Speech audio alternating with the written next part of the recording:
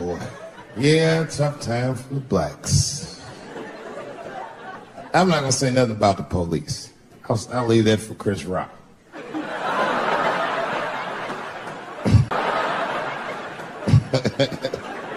The other big sports story was fucking Ray Rice's tape.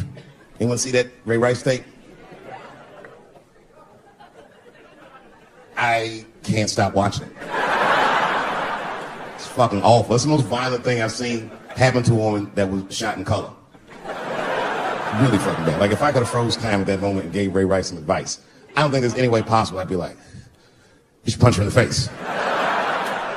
It's a fucking terrible idea. At the same time, I also believe she shouldn't have rushed him. What the fuck was he like? Yo, you can't beat him, miss. Don't rush him, motherfucker. That's trained to stiff on people in the clutch. He's gonna get the upper hand. The only reason I bring him up is because, you know, he's about to play football again. You didn't know that? The NFL was told by a federal judge they had to reinstate Ray Rice because he was transparent with their investigation. He told them exactly what he did. And they can't just change your ruling just because the tape came out. I get it. That's like if I'm hanging out with my buddies and I'm like, hey guys, guess what I did last night? I fucked this big fat girl I met at the club. And they're all like, oh shit, Dave, that's crazy. And then they see a tape of me doing it and they're like, we can't hang out with you anymore, guys. That's not what this crew is all about. I'm like, what? I told y'all what I did. What's really fucked up is the tape was made before they were married. Isn't that weird? I don't know why she do that. I don't even know why he would do that. As a guy, would you want to live with a woman that you had once punched in the face with all your strength? That's some very bold color purple type shit. Silly, come out here and shave me.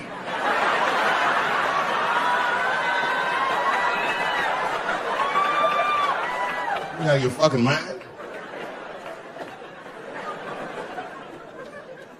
I had to ask an older friend of mine just to get some perspective. This older black dude. Actually, the fairest person I've ever met. And I asked him, I just said, hey man, I said, did you see that Ray Rice video? And instantly he was like, David, that shit was disgusting. And then a moment later he goes, I wonder what she said to him. I don't think that matters. I think the idea is you're not supposed to punch her in the face. My wife says terrible shit to me. My wife once called me a pussy in front of dinner guests. I know, I started to get mad, but then I was like, fuck it, she's probably right. I am a pussy, I admit it. I'm soft and warm and persuasive like a real pussy. Right. And then I told her, I said, and if you don't take care of me properly, I might stink like your pussy. Oh, we fight dirty at the Chappelle household. It's not a big deal. No. If you want to get to the bottom of a matter of the heart, what you're supposed to do is ask a woman. Now, actually, there's two women that I know. They're both college professors in this little area I live in. And I meet them twice a week at Starbucks for coffee. Talk about important shit. And I asked the girls who was in the coffee clutch, I said, yo, why y'all think that this woman stayed with Ray Rice after he punched her in the face with all his strength?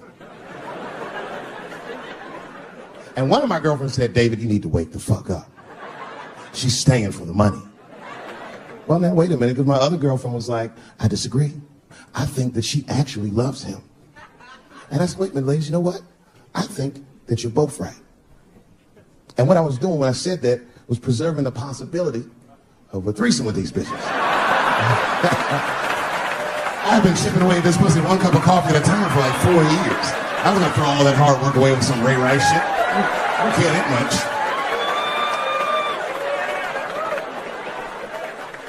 I'm just being real. It's fucked up, man. It's a tough time for the blacks. I love you too. And then here comes the banana peel. I'm waiting on it in a second. You know that's how it starts. I saw in the paper today that the guy that threw the banana at me got arrested again because he threw a banana at another motherfucker in a bar in Santa Fe. Look it up online after the show. He actually did that. And that guy was black too. I'm just saying. And you know what the guy said he did it at night? He said, I did it because Dave Chappelle is racist. So, nigga, that's not the best way to handle that if I am racist. What if Martin Luther King just went around throwing tuna casserole on white people? Would that work? Huh? I seen your girl bubbling. She was drunk as hell, buddy. Listen, sir, I don't know what she's saying, but just take my advice. Get some water in her, or you're gonna have some dry pussy when you get home.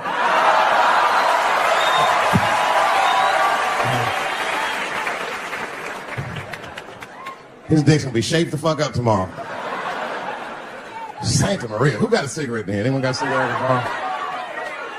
Yeah, you fella. Yeah, please.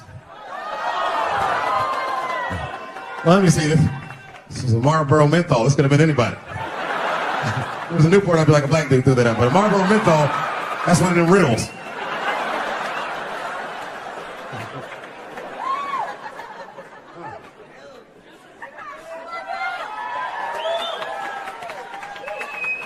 Is the word pussy offensive?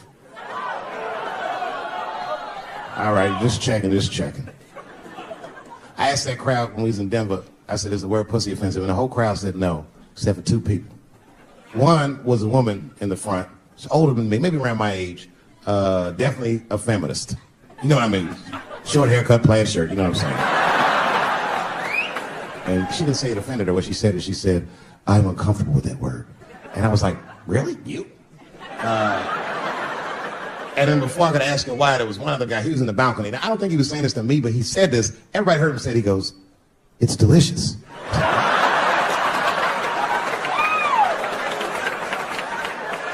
I don't think I've ever heard pussy called delicious before in my life. Now, this is not to say that it's bad, but it's definitely an acquired taste. I don't think any of us tasted pussy our first time like, it needs something. You know, it's illegal for a gynecologist to say the word pussy. They can only say vagina, or they can name individual parts medically, but they can never say shorthand, even if the gynecologist is a woman. I feel like if it was a woman gynecologist, it's cool. Like, am I all right? She's like, girl, that pussy is.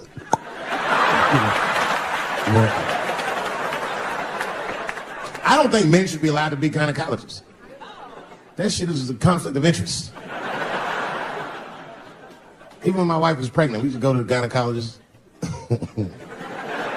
And he'd put her legs up in that stirrup like this. He'd be like, all right, Mr. Chappelle, just try to relax. I push, back up, motherfucker, I got this. Just tell me what to look for.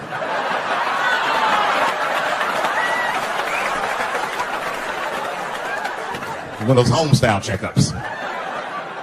There's too many ethical questions when men do that. Like, can a gynecologist lose their license for smelling their fingers during an exam? Is that illegal? How could they not? These are men. It's like if you have a good barbecue, you don't even think about it. You just...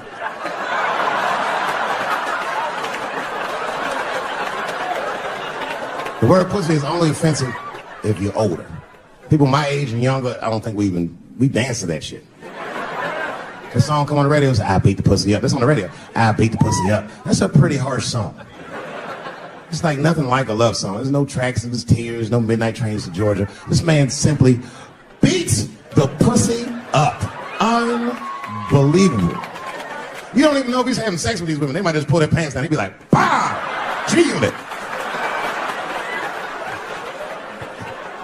Like he'd be watching HBO. Hi, I'm Larry Merchant standing here ringside with the pussy after a devastating bout with 50 Cent. Pussy, come over here and let me talk to you for a second. My God, you look terrible. Your lips seem to be swollen. You're bleeding a little bit. Tell me, pussy, what happened inside of that ring with 50? I don't know, Larry. I felt really good in the first round. I was ready to fight. It's warm and moist, and I don't know, just hit it from angles I wasn't expecting. The front, left, backside surprised me the most. Well, pussy, let's take a look at round 4. This is where it all went wrong for you. Here you come out of your corner, pussy. You're fighting really good. It looks like you got 50 with the right and the left, but then 50 slips your jab, and there, right there. You see that? He punches you right on that little bean thing you have on top of your head. I don't know what that is. There's 50 just pounding away at that bean over and over. And that pussy, tell me, what goes through a fighter's mind when their bean gets rattled around like that? I don't think I was thinking anything, Larry. You know, I'm a real good defensive fighter. It's real hard to get to me. I've never been punched directly on my bean before. As a matter of fact, most fighters don't even know that bean exists. I guess he just hit me, then I lost control of my legs. I don't know what else to tell you. I like when Lil Wayne talks about pussy. Lil Wayne used to have that song. He say, I got a bitch that plays movies in my jacuzzi. And then it goes like this. Pussy juicy.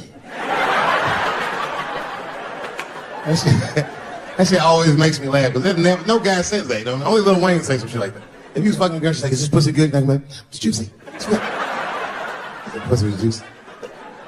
That's why I'm not Lil Wayne, because if I was in a hot tub with a girl and I could tell that the pussy was juicy while I was in the hot tub, I'd probably get out of the tub. I'm a germaphobe.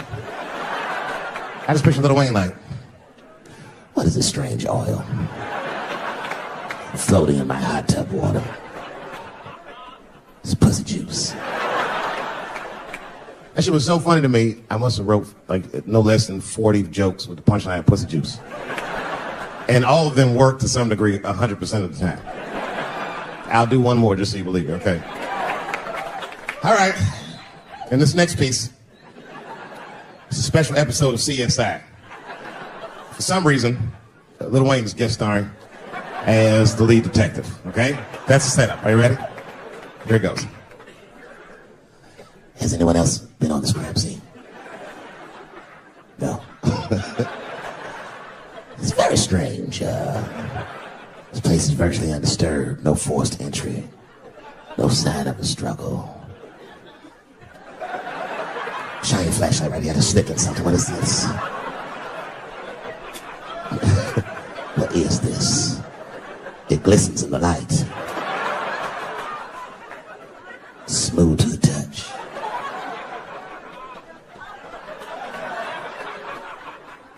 This is pussy juice.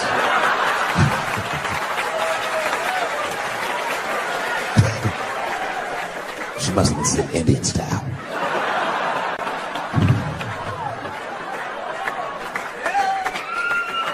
Everybody's mad about something.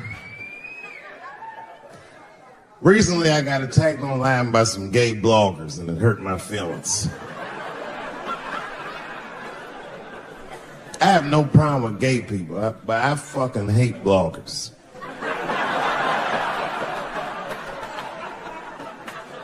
I'm not saying it because this person was gay. They was acting like a bitch online. They was like mischaracterizing my jokes, trying to make a point off of me, when it's really, it's like, yo, I'm your ally, motherfucker. I'm not trying to stop gay people. I got better shit to do.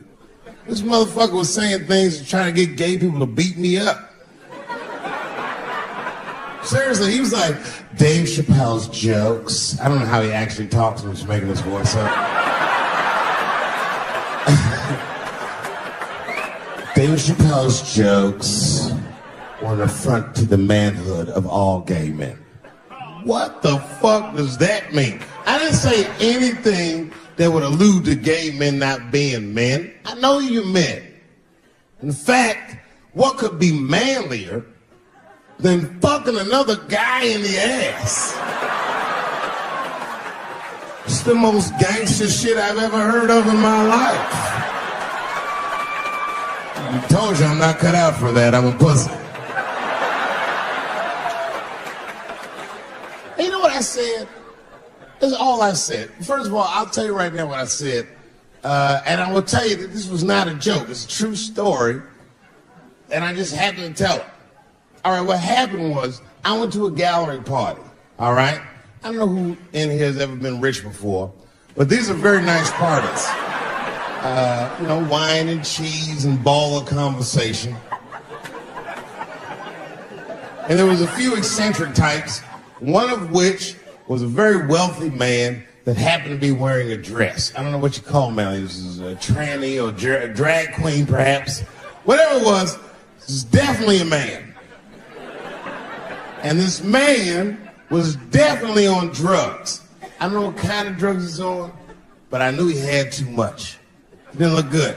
It's like this. He's like, he looked sick. And all his friends were standing around him, concerned, trying to revive him. I don't know what it is. It looked like some kind of gay CPR, just fanning and shit.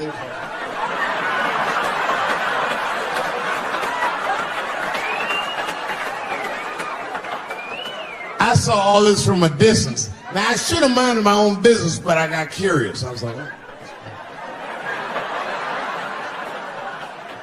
And I went over there. All I said, excuse me, gentlemen, is he okay? And then they looked at me like I was evil. She is fine. I said, word? Oh. I'm sorry, I didn't know this is what we were doing. Here's my thing. I support anybody's right to be whoever they feel like they are inside. I'm your ally in that. However, my question is, to what degree do I have to participate in your self-image? Is it fair that I have to change my whole pronoun game up for this motherfucker? That doesn't make sense. Seriously. If I put on an Argyle sweater and I'm like, hey everybody, I feel like a white guy in the sweater and I want some goddamn respect and a bank loan. It's not gonna work. Give a fuck how I feel, why should I give a fuck how you feel? Okay. Before I did Killing Them Softly, when I was 22, HBO gave me the biggest opportunity of my life at that time. They gave me a half-hour special, but this shit was not like a special, you know what I mean? It was like, it was generic. It didn't even have a title. It was just Dave Chappelle. And I shot it in San Francisco at a place called Broadway Studios, which is on the second floor of a building. And beneath Broadway Studios is a nightclub. And the special was only supposed to be 30 minutes. And I got ready, I practiced, I did all the shit I was supposed to do. And the night that I taped, 20 minutes into my 30-minute set, I'll never forget this, music started blasting from the nightclub underneath. You could hear it real loud, and it fucked my whole show up, and I was devastated. I was a young man. I really believed in what I was doing, and I thought that my dream had been killed. So when I got off stage, I ran down the steps to the alley behind Broadway Studios and where the control trucks are parked, and I kicked that motherfucking door open, and I started yelling at all the producers. I was nobody in show business, just a guy that believed in us. I said, man, you fucked everything up. That fucking music, what the fuck were you thinking? And there was a guy who was a big-time producer, I ain't saying no names, and he stood up, and he said, hey, kid, sit the fuck down. He said, we didn't ruin anything. He said, we made a deal with that nightclub to not play music, and they didn't honor the deal. And I said, who didn't honor the deal? And he pointed to a guy. I'll never forget it. It was an old white man sitting in the Ford Taurus by himself. And he said, that guy right there. And I didn't waste no time or ask no questions. I went to that Ford Taurus, and I beat on that window, and I said, open the door, motherfucker, I want to talk to you. And that old man looked at me for 1 second and wisely drove the fuck off. And left me in the alley cussing at anybody who would listen.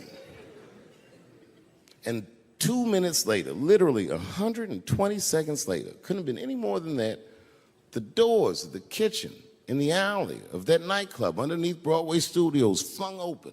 And that old man was standing there, that same old man with reinforcements. He had 2 big goons with him, and he looked at me, and he was calm as a cucumber. He said, you, come here. I want to talk to you.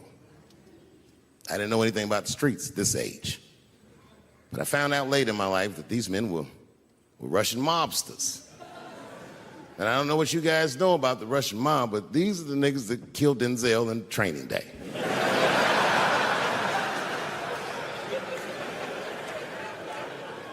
And all the producers knew what I was up against. They said, Dave, do not go in there. And I said, fuck y'all. And I walked right into that kitchen, and they closed the doors behind me, and it got dark as fuck in there. And I knew, I'm not dumb, I knew I was in a bad situation. But you have to understand, I believed in what I was doing, and I didn't give a fuck. Just kept cussing at these motherfuckers, telling them how they ruined my life. And that old man couldn't believe that I was talking all this shit. And as soon as I took a breath, he stopped me gently. He said, hey, kid, listen. Your friends lied to you. He said, we made a deal, but your friends never paid me. And when he said that, I realized I was locked in the kitchen.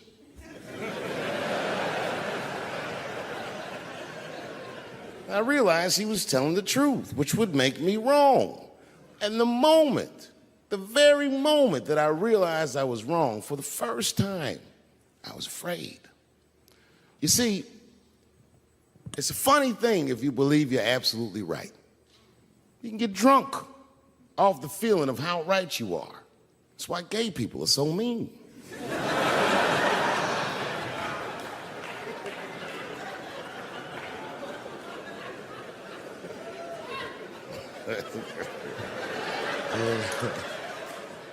But I didn't buckle. You guys would have been very proud of me. I was scared, but I didn't buckle. I said, well then, sir, I owe you an apology. But I believe that no matter what reason that music was playing, it ruined my life. And that old man looked at me with sympathy in his eyes. And he walked over to me and he gently placed his hand on my cheek, which I gotta tell you, is a very emasculating thing to do. I was standing there looking at this nigga's hand on my cheek like that.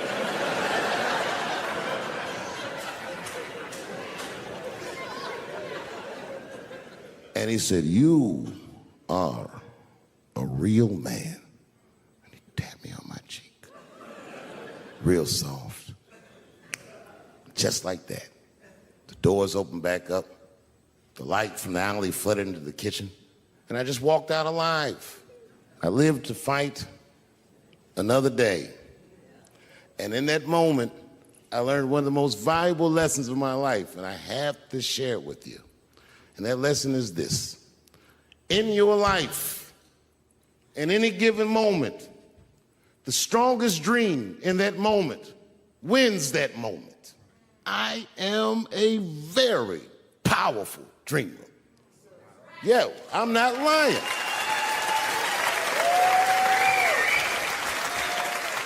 I dreamed tonight, this very night, as a 14-year-old boy, and I am living it as a 50-year-old man. My dreams are very strong. Today, I walked all around Washington. I used to be poor in this city, and all day people just said, hey, Dave, like they knew me personally, and I felt like I knew them. And I say to myself, my God, Dave, what a powerful dream. But then sometimes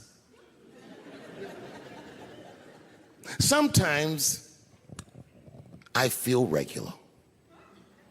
Feel like myself. Maybe I'll smoke some weed and be in some nightclub and feel shy.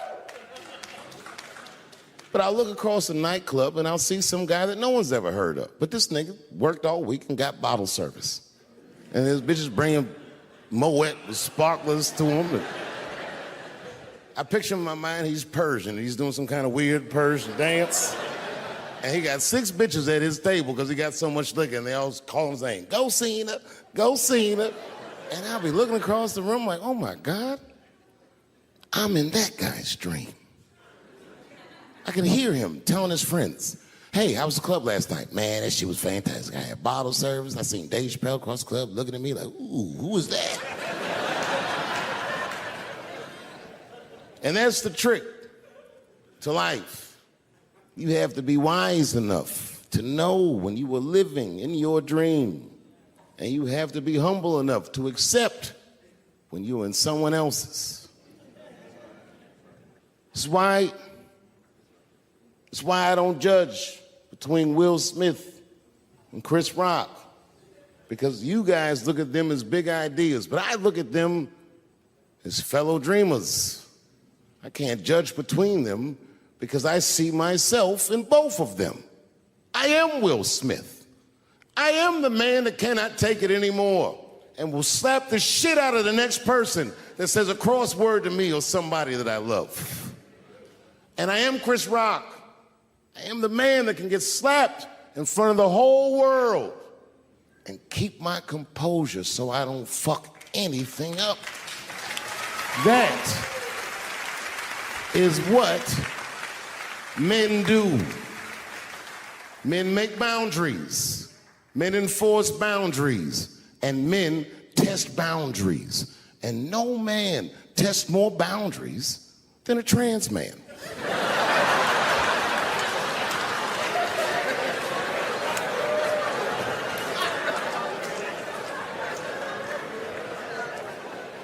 When I see a fellow dreamer, I give them my utmost respect. Even if I don't understand what their dream is. I know a dreamer when I see one. And I've met many powerful dreamers in my life. None more powerful than a man who calls himself Little Nas X. I met this nigga at a party. I had no idea who he was. But the minute he walked in that party, I knew I was in his dream. Everybody in the party was another dreamer. Everyone was famous, but when that nigga walked in, he was dressed like C-3PO. He was shining.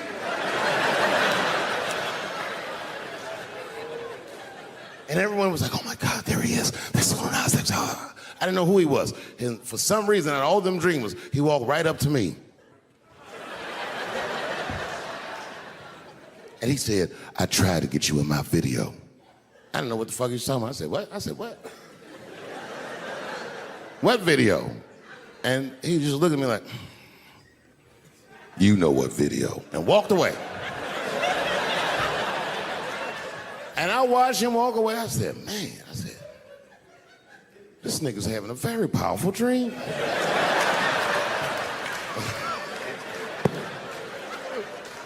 You know what it reminded me of?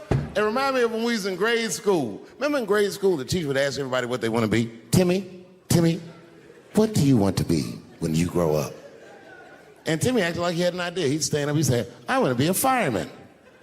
And the teacher would say, Timmy, that is a beautiful dream. But Timmy didn't mean it. Timmy said he wanted to be a fireman because deep down, Timmy's attracted to fire. And by the time he's 14 years old, this nigga's a full-blown pyromaniac, playing with kerosene and matches like a goddamn expert. And then one night he goes downtown with his buddies, fucking around with fire, and burns a warehouse down. And he doesn't know it, but there's 13 migrant workers from El Salvador, and they're in that motherfucker. They get trapped, and then they die in the fire. Isn't that a tragedy? Well, it was an accident. He's only 14 years old, but he's black. So they try him as an adult. And Timmy ends up spending the rest of his life in jail. Dream deferred. Burp, burp.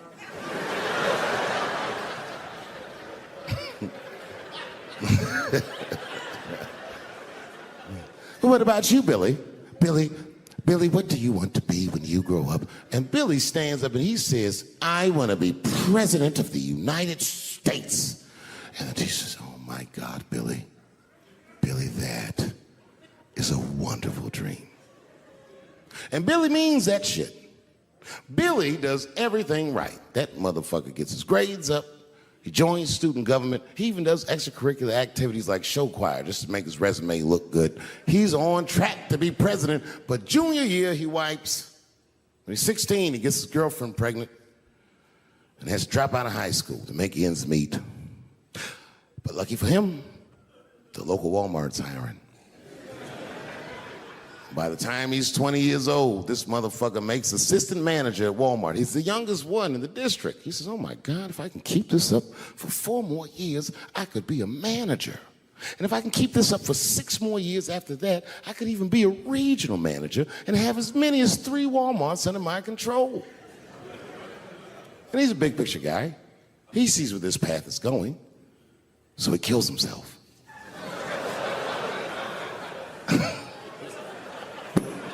Well,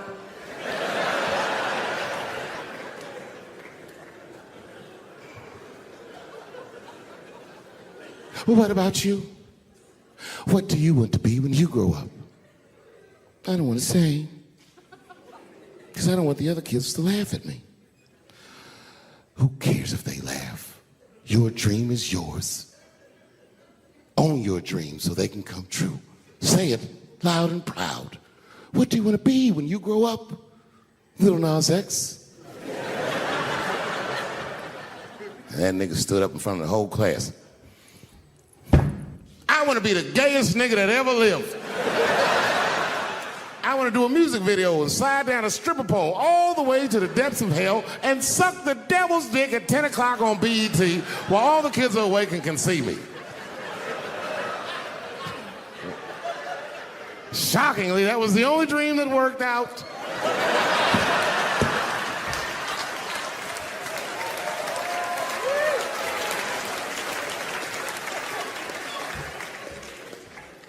That's why I'm here tonight in the city where I built the dreams that I live. Because I wanted to tell you all that they came true. And I wanted to thank you all for making the man that I am today.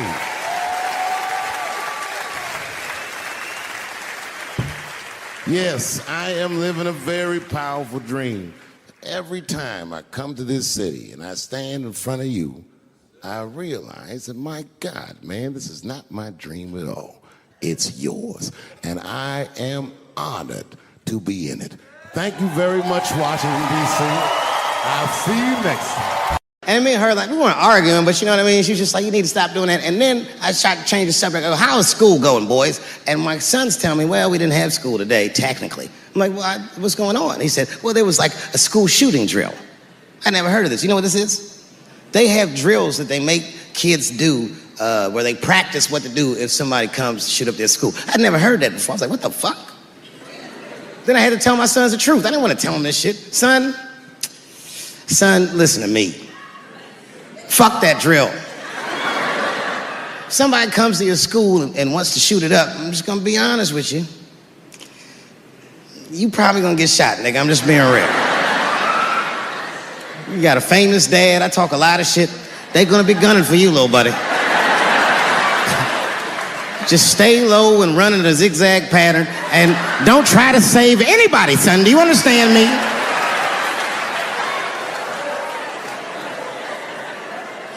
Why would you have kids rehearse for some shit they have no control over? All you're doing is training these kids to worry. It's the stupidest drill I've ever heard of. And while you're in there training them during these drills, well, aren't you training the shooter too? This nigga's in here listening and learning like the other kids. Sit in the back. Where are we supposed to meet?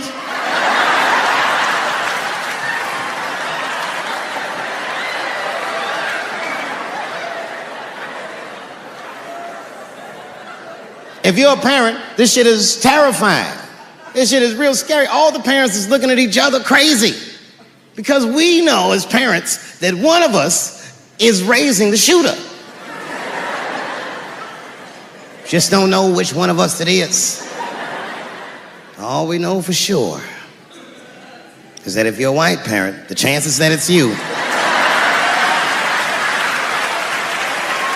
exponentially higher than the rest of us. And shooting up school is a white kid's game. It's fucking crazy. You know, I hated school too. It never occurred to me. Kill everybody in school? It's fucking crazy. Just do what I did, nigga. Try some things. Have you skipped school, nigga? Skip school. Take a walk and meet some other kids. Fuck school, nigga. Try drugs. Have you tried drugs out, nigga? That might...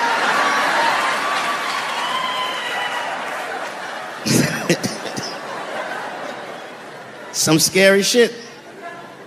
I've given this a lot of thought. I don't see any peaceful way to disarm America's whites.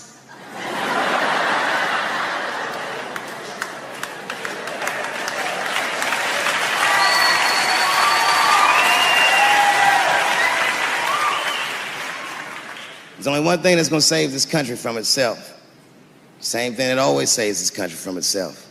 And that is African Americans. Right. And I know the question that a lot of y'all have in your minds is, should we do it? Yeah, fuck yeah, we should do it. Listen, no matter what they say or how they make you feel, remember, this is your country too. It is incumbent upon us to save our country. And you know what we have to do. This is a fucking election year. We gotta be serious. Every able-bodied African American must register for a legal firearm.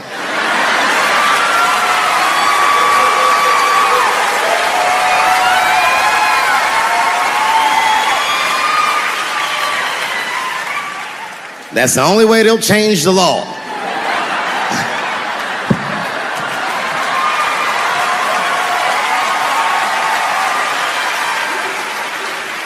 I hate guns, personally. I can't stand them. Yeah, but I have several. I don't want them, but I feel like I need them. Don't forget where I live. I live in Ohio. And anyone that knows anything about Ohio knows that even the word Ohio is an old Native American word. It means literally land of poor white people.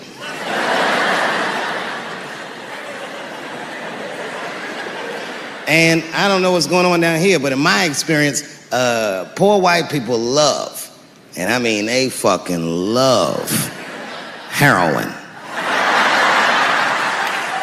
They can't seem to get enough of it. I didn't even know what I was looking at first. I was just driving like, why are all these white people so sleepy out here? These things.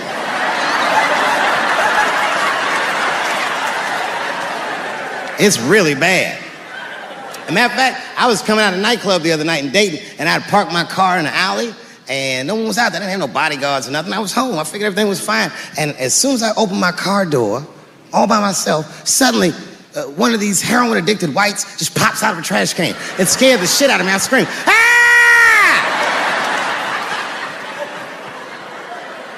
And then I realized it was a woman. She was fucked up. She's like, "Hey, man. Hey, man, relax, okay? I'm sick, all right? I need some drugs, man. Please, I'll suck your dick for $5, man." I was like, ugh. 2.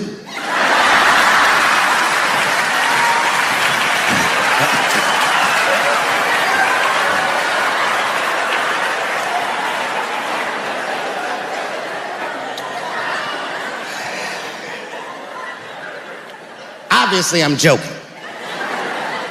This opioid crisis is a crisis. I see it every day. It's as bad as they say. It's ruining lives. It's destroying families. Sadly, you know what it reminds me of, seeing it? It reminds me of us. These white folks look exactly like us during the crack epidemic. You know, it's really crazy to see. And all this shit they talk about on the news about how divided the nation is, I don't believe it. I feel like nowadays we're getting a real good look at each other. It's wild because I even have insight into how the white community must have felt watching the black community go through the scourge of crack. Because I don't care either. Hang in there, whites. Just say no. What's so hard about that?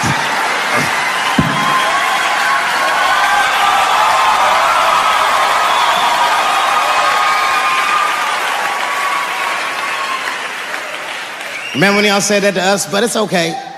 There's no grudges. Now you finally got it right. Once it started happening to your kids, you realize it's a health crisis. These people are sick. They are not criminals. They are sick.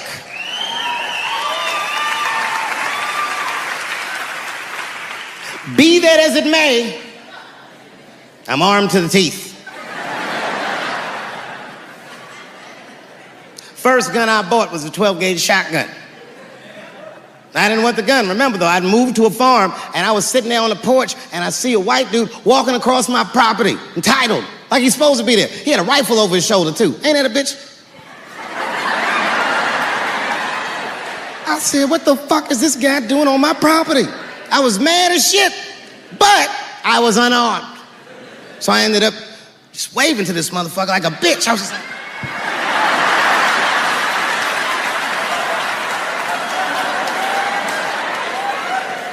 And as soon as he got far enough away, I ran to my car and sped to Kmart.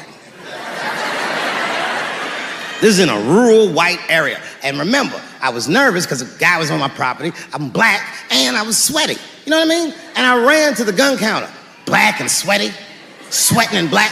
And I looked up at the nigga, I was like, I look like a slave or something. I said, I need a gun immediately, like that, just like that.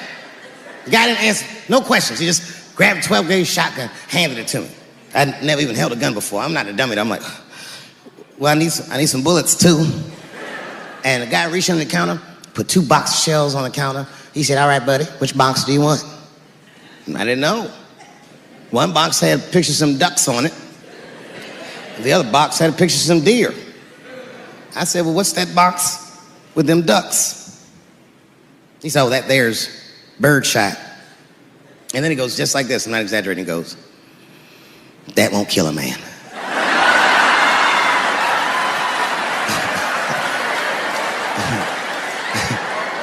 He said, it'll just pepper him up nicely. I said, what the fuck? Pepper? You know what it means to pepper a motherfucker up?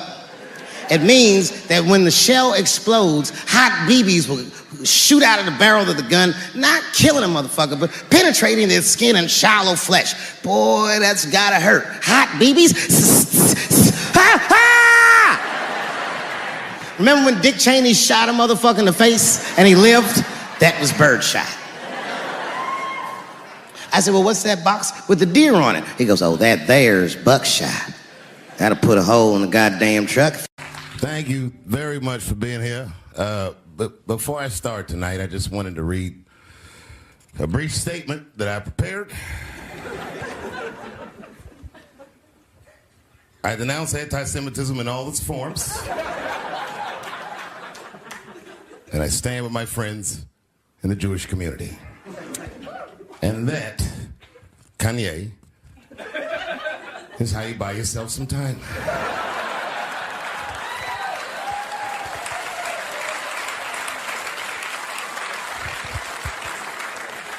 I gotta tell you guys, I've probably been doing this 35 years now.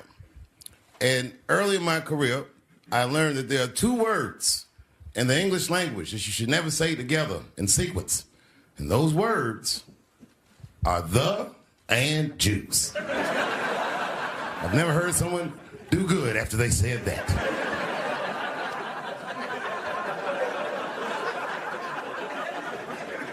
Kanye's gotten into some scrapes before. Normally when he's in trouble, I pull up immediately. But this time I was like, you know what? Let me see what's gonna happen first. I just want to see where this is all going. I can't even remember how it started. Vaguely, I remember it started with a tweet, strange tweet. It was like, I'm feeling a little sleepy. I'm gonna give me some rest, but when I wake up, I'm gonna go DEFCON 3 on the Jews. And then he just went to bed. I was up all night worried. What is he gonna do to the Jews?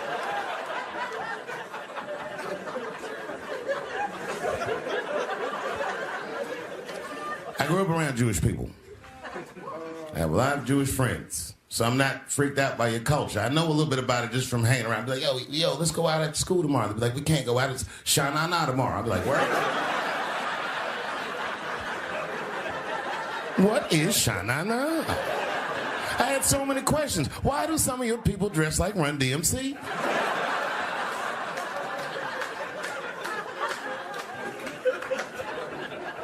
When Kanye woke up from that nap, he went right to work.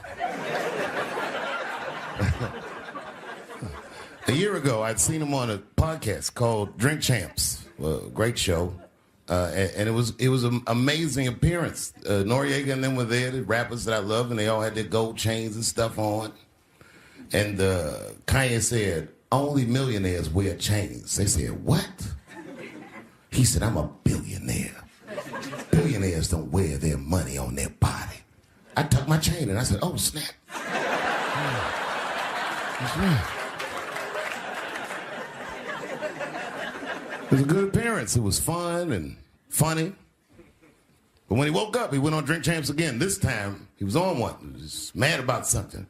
He said, I can say anti-Semitic things, and Adidas can't drop me. Now what? Adidas dropped that nigga immediately.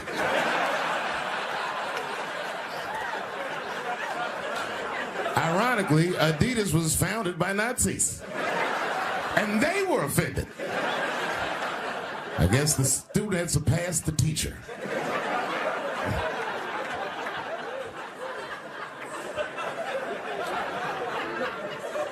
It's a big deal. He had broken the show business rules. There's just a rule. You know, the rules of perception. If they're black, then it's a gang.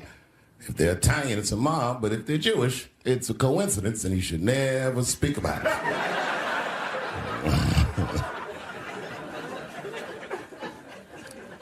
Kanye got in so much trouble, Kyrie got in trouble.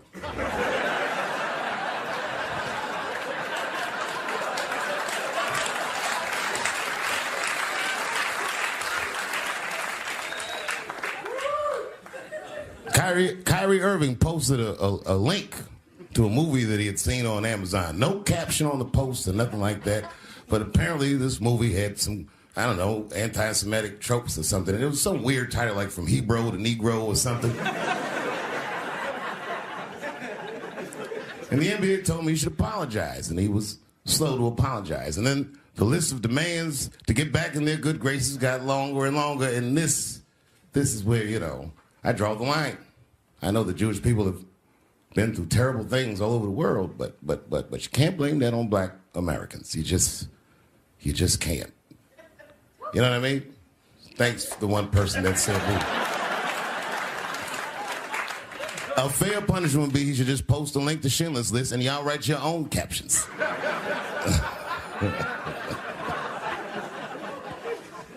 Kyrie Irving's black ass was nowhere near the Holocaust. In fact, he's not even certain it existed.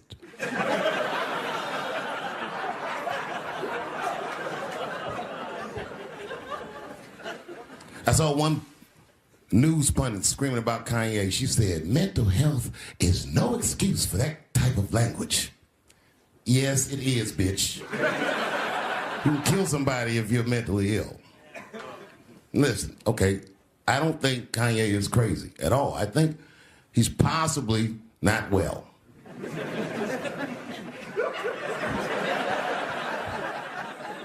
Well, I've been to Hollywood. I don't want y'all to get mad at me. I'm just telling you, I've been to Hollywood. This was just what I saw.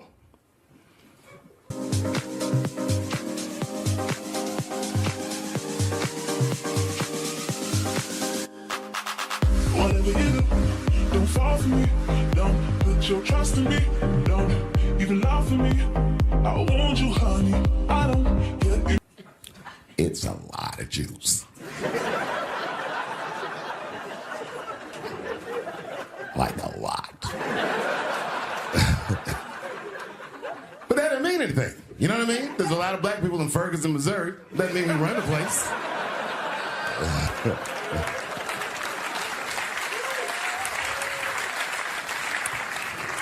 I could see if you had some kind of issue, you know what I mean? You might go out to Hollywood and your mind might start connecting some kind of lines, and you could maybe adopt the delusion that the Jews run show business. It's not a crazy thing to think, but it's a crazy thing to say out loud in a climate like this.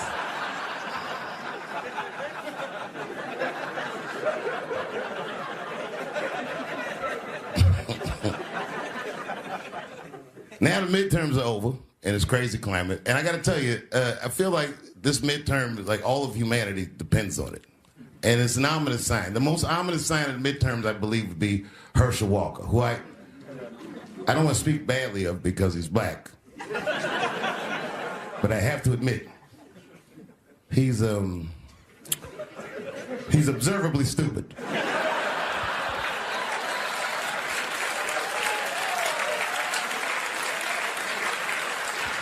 Even when he's not talking, his mouth be open a little bit like. He's the kind of guy that looks like he thinks before he makes a move on tic-tac-toe.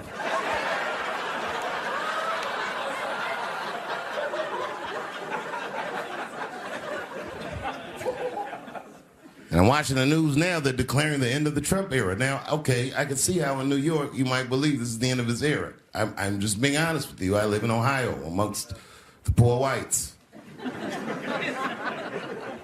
A lot of you don't understand why Trump was so popular, but I get it, because I hear it every day. He's very loved. And the reason he's loved is because people in Ohio have never seen somebody like him. He's what I call an honest liar. Well, I'm not joking right now. He's an honest liar. That first debate, I'd never seen anything like it. I've never seen a white male billionaire screaming at the top of his lungs, "This whole system is rigged," he said. And across the stage was a white woman, Hillary Clinton and Barack Obama, sitting over there looking at him like, "No, it's not." I said, "Now, wait a minute, bro. It's what he said." And the moderator said, "Well, Mr. Trump, if in fact the system is rigged, as you suggest, what would be your evidence?" You remember what he said, bro? He said, "I know the system is rigged because I use it. I said, God damn. And then he pulled out an Illuminati membership card and chopped a line of cocaine up and did it right at the podium.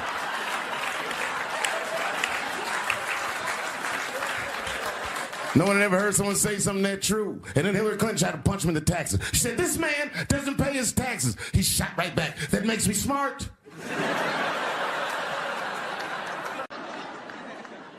You know who I feel real bad for is Indians. Everybody feels bad for Indians. They get dogged openly because everybody thinks they're dead.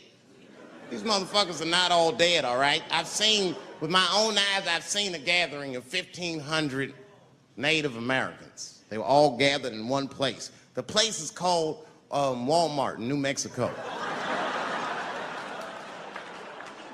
There's Indians everywhere. I'd never seen Indians before. I wasn't even sure if they were Indians. It's fucked up, but I asked one of them. It's not nice, but I seen him in the sports section looking at bows and arrows. I had to say something. Excuse me. I don't mean to be rude. Are you an Indian? And he was cool. Yes. Yes, I'm Indian. Still didn't believe him. I had to test him to be sure. This is fucked up. But I had a gum wrapper in my pocket, so I balled that shit up and I threw it on the floor. And a single tear came out his eye. I said, oh, shit. I had so many questions. What tribe are you from? I am a Navajo. I said, word. I studied you in social studies. You're a hunter-gatherer, correct? He said, I guess so. That's what you wish to call it. I said, why? What do you call it? He said, I am an alcoholic.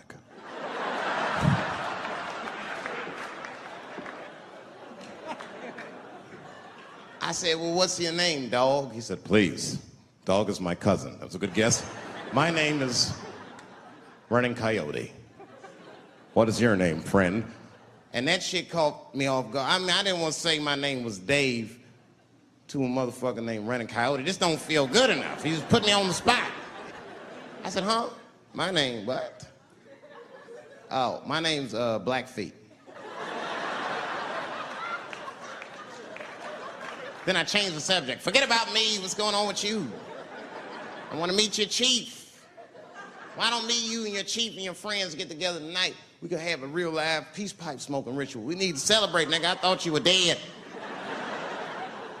And he set it up. It was beautiful. It was just like I dreamed. We was all sitting around. Them Indians was beating the drum. Some other Indians came out the back with a long blanket that was folded in half and put in front of us. Open that shit up, and on the blanket was a long wooden pipe with feathers. And bags of weed were all over the blanket. Chief walked over.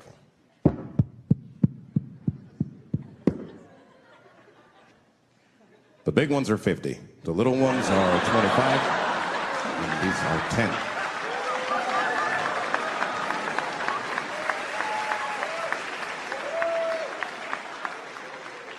Me and those Indians got high as shit.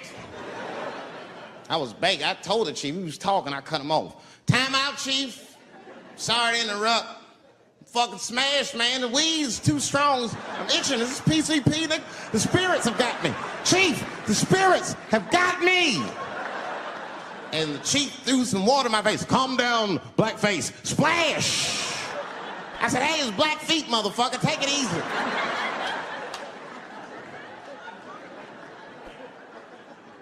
Blackfeet, you're welcome to stay amongst me and my tribe for the night until the spirits leave you.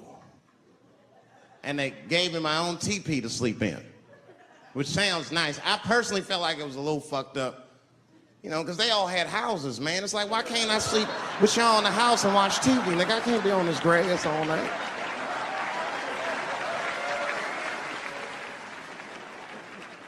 Yeah, Indians is rude, man. Everybody's rude. Indians, they eat nasty food. All they ate was corn and shit.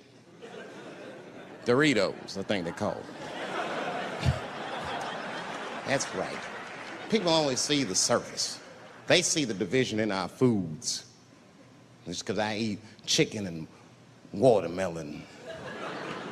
They think that that's something wrong with me. Let me tell you something. If you don't like chicken or watermelon, something is wrong with you, motherfucker. There's something wrong with you. Where are all these people that don't like chicken and watermelon? I'm sick of hearing about how bad it is. It's great. I'm waiting for chicken to approach me to do a commercial, nigga. I'll do it for free, chicken. It's the least I can do. They make fun of Latin people for eating, what y'all eat? Beans, rice, corn. Listen, that's not a reason to hate a motherfucker, all right? It's funny, but it's not a reason to hate.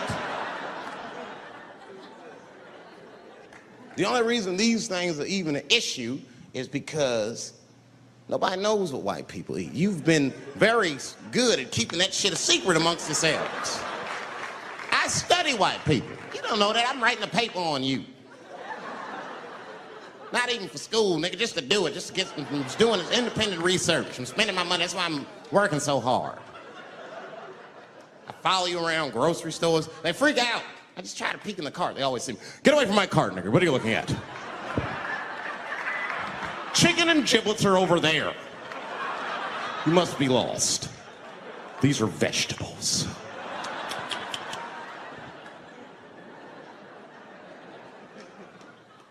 I know what you drink. See how quiet I got? Grape juice. Surprise, motherfuckers, you didn't know I knew about grape juice, did you? Oh, don't play dumb with me. Looking what is it? A lot of black people don't have the privilege of knowing about grape juice because they have grape drink. It's not the same formula that you get. Ain't no vitamins in that shit. You might have one of your black friends over. Todd, would you care for a glass of grape juice? What? Nigga, what the fuck is juice? I want some grape drink, baby. It's purple. I don't think I know what a grape drink is. What? I have some apple juice if you want. What the fuck is juice? I want some apple drink. Scream.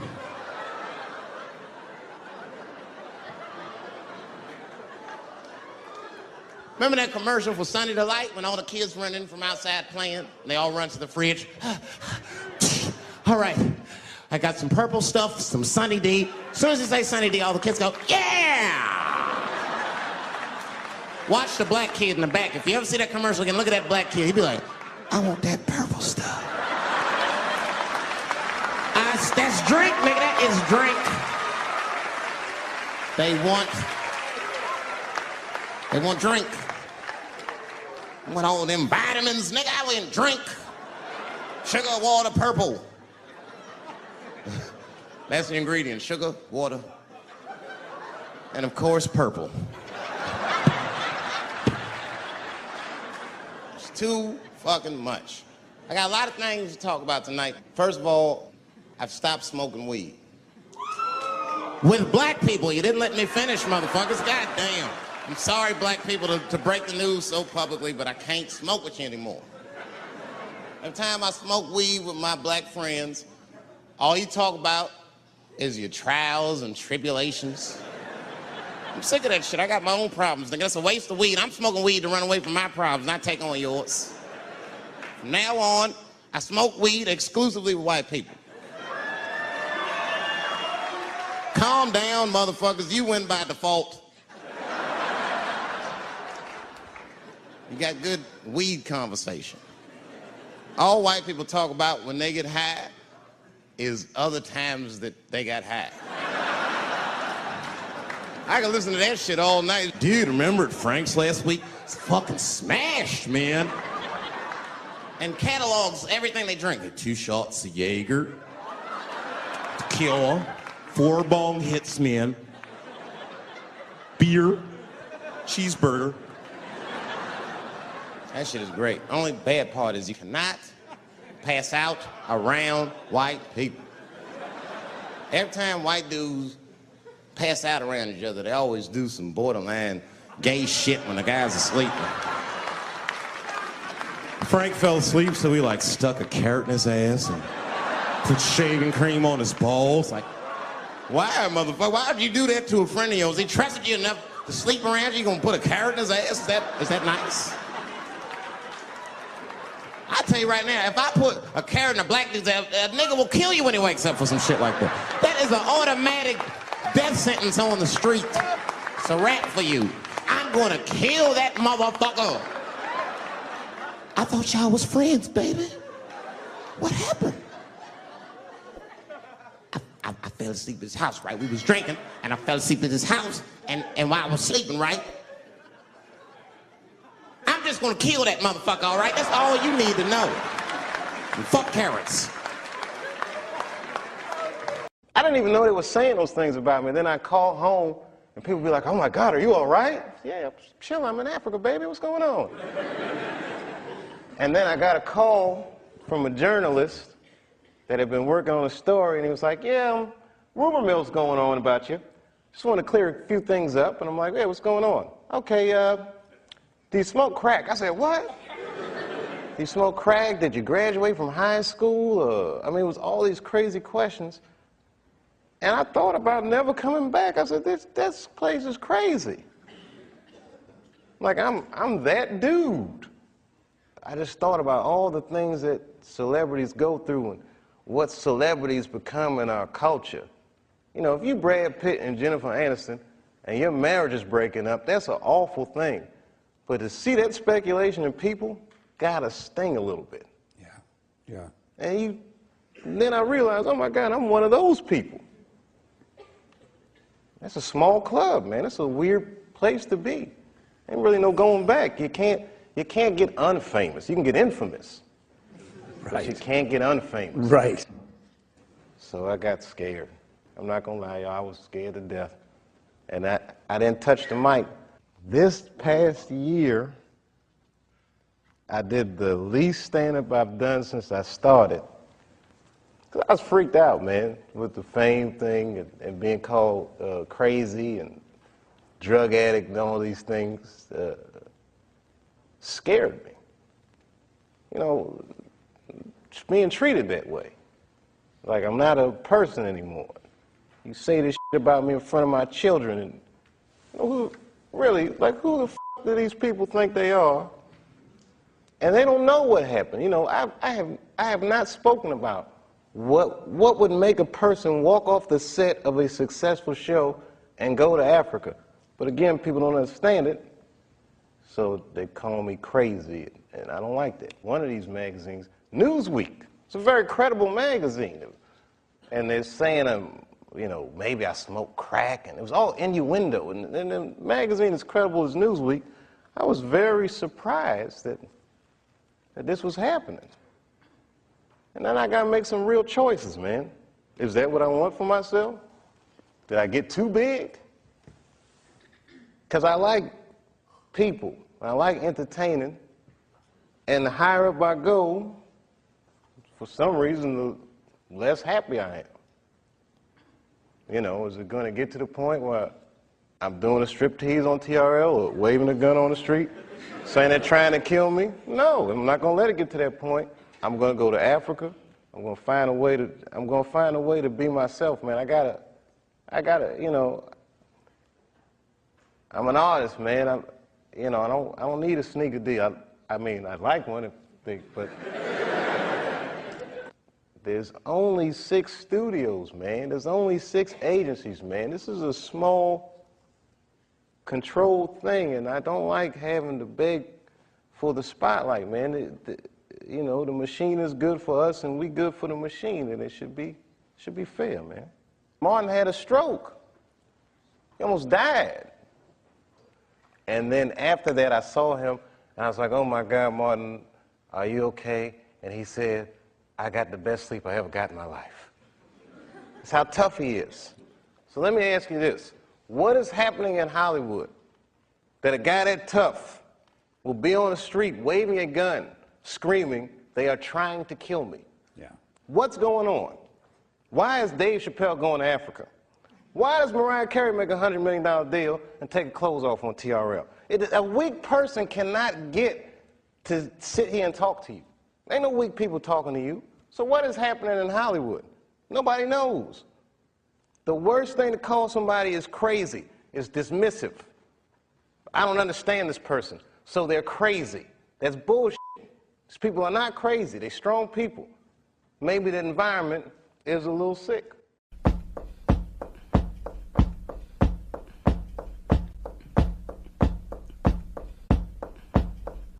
Rap. I don't want nobody telling me what to do. Yeah. Don't tell me how to blow my horn. Rap. I don't want nobody telling me what to do. Yeah. Don't tell me how to rap. I don't want nobody telling me what to do. Yeah. Don't tell me how to blow my horn. Rap.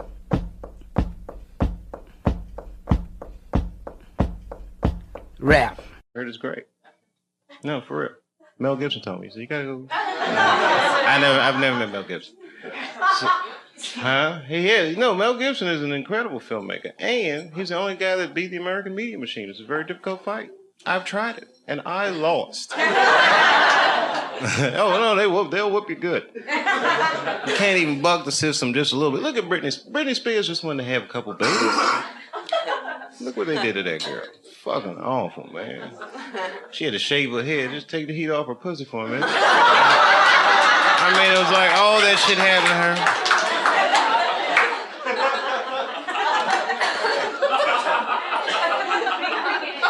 her. Some people know how to beat it. The politicians, they can beat that shit because they get caught. Remember Gavin Newsom, he's the mayor of San Fran, right? So he gets caught fucking his campaign manager's wife. They was like doing blow and all that shit.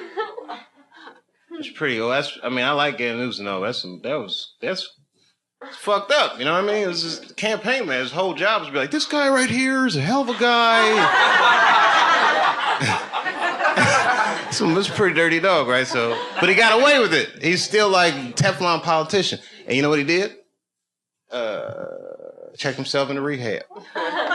That's the move in America. I don't know what it's like in Britain, but in America, it's secret celebrity system. Rehab is base. For regular people, that's like, you got to go there and get better and shit. But in the media style, like yourself, the San Francisco Mirror, Gavin Newsom, base nigga, I'm in rehab. Woo! 60 days. I got 60 days. I don't want to hear it. And I didn't know about rehab when the media got me, and they hit me with the crackhead rumor. That shit was fucked up. And I'm a skinny black dude. I can't defend myself. It's hard, you know, people just believe that shit. It's very hard to defend yourself from them.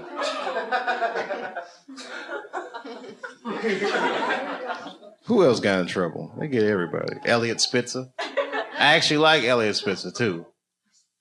I got a lot to say about that. I should just, come on, man. Can't anybody, am I the only one that can you see the codes, Sherrod? You see the codes. You see the codes, right? It's always about something. Do you understand what I'm saying? Do you actually understand what I'm saying? Elliot, they all play that same game. It's not Elliot Spitzer, though. It's a dirty-ass system. Right. Everybody gets in trouble, but not for the same kind of reasons. I can't explain it. It's a very big idea, and I don't know how to distill it without sounding like a crazy conspiracy nut. But it's not a conspiracy. It's actual fact. You ever read this thing about Lincoln and Kennedy? Somewhere on the internet, you'll find it. It's a list of similarities between, like, you know what I mean? Like Abraham Lincoln's secretary's last name was Kennedy. Kennedy's secretary's last name was Lincoln. I used to be an usher at Ford's Theater where Lincoln got shot when I was in high school. I had nothing to do with the murder. But I just pay attention to these types of things. You know what I mean? Like the way they be trying to roll Barack over like he's Martin Luther King. That's a complete media phenomenon. I didn't draw that line. Martin Luther King was not an elected official. He wasn't. He was a chosen official, but he was not an elected official. That's the difference. Someone sees a young preacher this charismatic, they say, you know what, this guy could actually lead our movement. And at first they asked him, he said, I don't want to do it. They said, why don't you want to do it? Because I'm 22, bitch, I'm getting pussy, I'm having fun.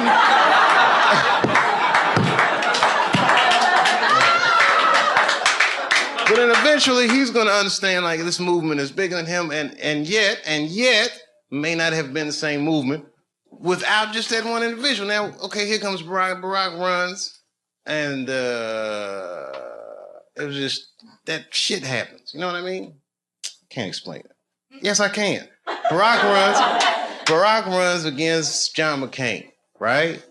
Barack's campaign song is Stevie Wonder's Signed, Sealed, Delivered, I'm Yours, right? Stevie Wonder sponsors a bill for the Martin Luther King holiday. John McCain is from the only state that refused the Martin Luther King holiday, the state of Arizona. Anyway, the point is, it's the same shit with all these people. Elliot Spitzer. How could he go to a call girl after he was busting prostitution rings in New York? I'll tell you how. Because he was the fucking attorney general. If you're the attorney general and someone puts a docket on your desk, he can't be like, I can't bust these people. I buy pussy. He just has to go and prosecute the case. That's his job. He wins cases. Of course, he's going to have political aspirations because he was good at what he did. And then Nas, remember when Nas went crazy on the radio and he said, Hot 97 is taking money to play these records and da-da-da-da-da. And everyone was like, Nas is insane. And Elliot Spitzer was like, I'm going to look into that. And Elliot Spitzer went in there and he was like, hey, these guys are taking payola. And they fucking ended the practice, the age-old practice of payola in radio.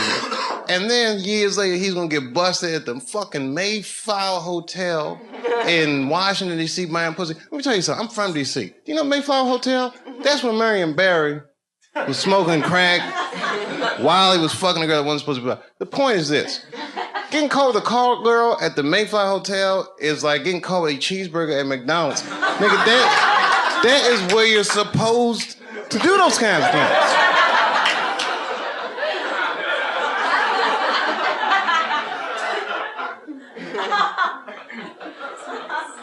And then the girl comes out with a MySpace page and she's like, oh, the reason I was sucking all these dicks is because I was trying to work on my music career. I'm a musician. I said a magician. She said musician, but I heard magician. Ladies and gentlemen, for my next trick, I'm going to suck a record contract out of an attorney general's dick. Ta-da, same label as Knox.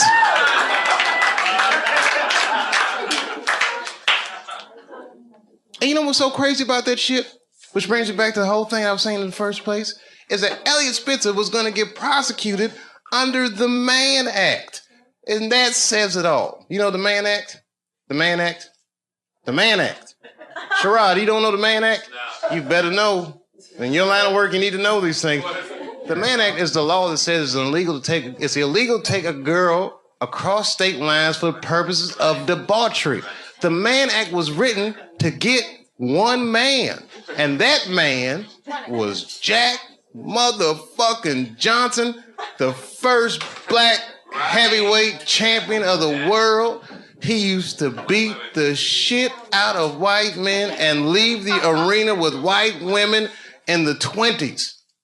It was amazing. He fucked the whole Matrix up. When Jack Johnson won the world championship, he chased the white champion. Back then, white champions would be like, I don't fight black people. It's beneath me. But really, they were scared to death. Jack Johnson was huge. And you seen them old tapes in them boxes. Them motherfuckers had that style like this. Jack Johnson moved like a modern person. You know, these motherfuckers, if I had a time machine, I could be the heavyweight champion in the world. Is this motherfucker pointing his fist at himself? I beat the shit out of these guys. It was amazing. I mean, if you watch some of these Jack Johnson, because back then, you know, they wasn't the same fight regulations. He would whoop their ass for hours. This was before cable television and all that shit. The movie just bop, bop, bop, ew, and it was fucking amazing. And then he would leave the arena and he would openly have sex with white women all the time. Now, you think he would get persecuted for that, but they never touched him. Because the heavyweight champion of the world is the most prestigious title in sports, period. You know who suffered for that? The white women. One killed herself. I mean, they fucking ostracized these women like you wouldn't believe. Just cut them off from everything they knew and loved for fucking around with Jack Johnson. And then they couldn't stop Jack Johnson. The headline of the paper say, Jack Johnson is it. They chased this nigga around. They made the man act. He had to flee the country. He was living in exile, couldn't fight anymore. When Muhammad Ali saw Jack Johnson's story on Broadway, he said, that is my story. If you change white women to Islam, he said, that is my story, right? Jack Johnson just got pardoned in 2005. Do you know who sponsored that bill? John McCain. Wow. Cleaning up from that Martin Luther King shit. I'm telling you, it's all fucking connected. It's a very flimsy system of pseudo or false morality. Is anybody in here gay?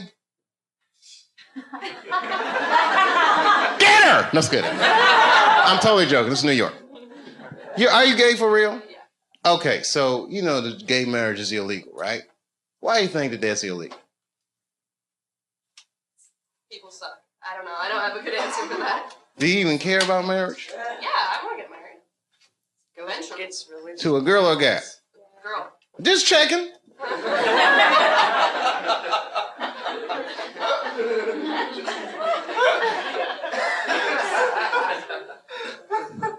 Why do you think it's illegal? People are scared of change. Do you think so? Morality. Who said morality? Do you think so? I don't. Whose morality? Who said big business? She knows what's going on. Huh? Hmm?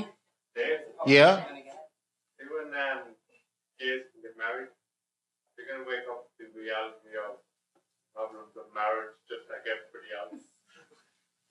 And that's all good and well. You see, here's the thing.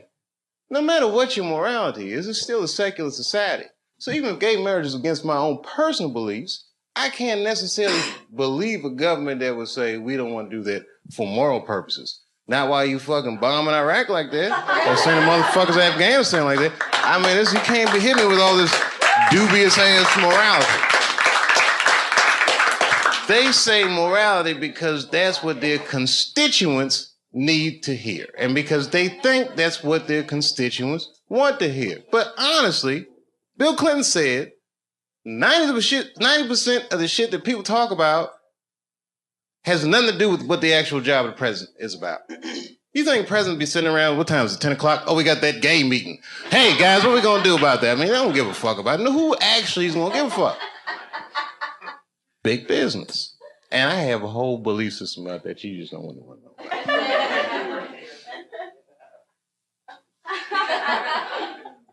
I'll tell you part of it. All right, it's a tiered, listen, marriage laws are fucked up in America.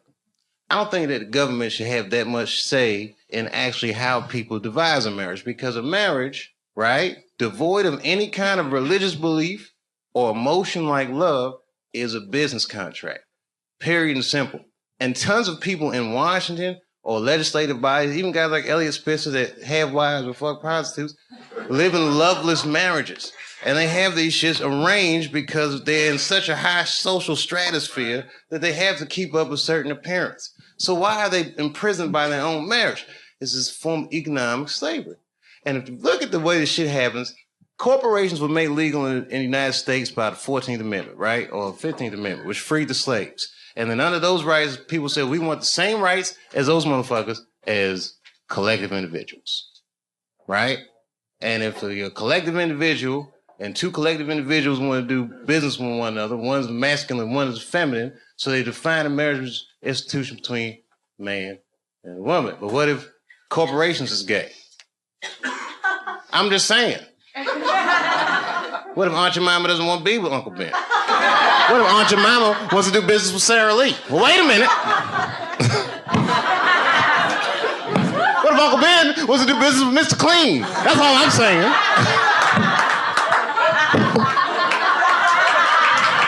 Guys, wait a minute. That's a little gay.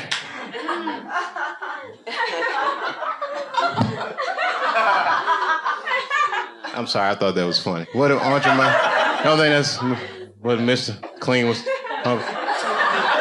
Uncle Ben wouldn't do... Maybe I should have picked different companies. I put myself in a bad position. I'm just joking around. You're like, we don't want to hear this shit. It's just a conspiracy theory. I believe in aliens too, bitch. How about that? They're coming!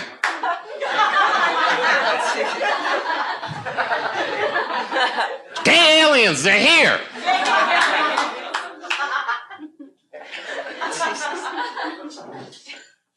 All that shit, fake. World Trade Center, fake! You wanna know who blew that shit up for real? I ain't gonna say that. But you know, it's my own personal thing. I don't even want to say that shit. Yeah. You know who I think blew up the World Trade Center? Ashton Kutcher. America, you have been punked.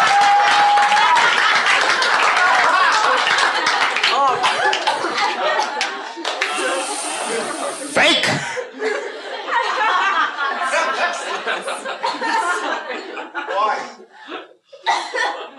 Why did he blow up the World Trade Center? I don't want to sound like a cynic.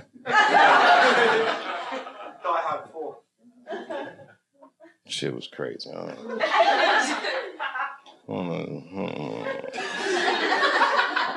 I don't know the truth, but I know who does. Strippers. They know everything. Does anyone have a cigarette? Yeah. Sure. Good on you, mate. I wish I had it. Your accents are so nice. Huh? And I do listen to BBC News. We all listen to the BBC. You're all listening to the BBC.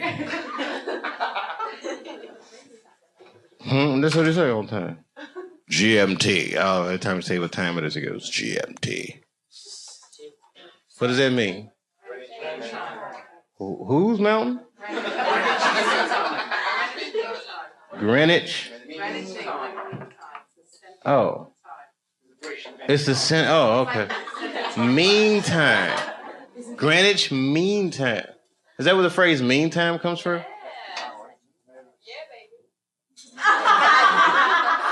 Wow, you can tell that your country conquered a lot of shit.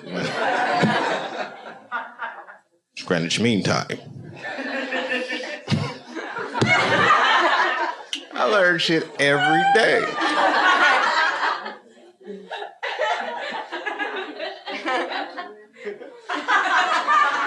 It's Greenwich Mean Time. Have you ever heard that before? Yeah, bro, you ever heard that before? Yeah, I've heard it. Oh, you're from Ireland, though. Like, hang on down the middle of London, very much. Greenwich Mean Time? What's so mean about it? It's a time. Oh, okay. Like it's 0 degrees. Okay. You ever seen a guy's mind stretch? I might buy for it.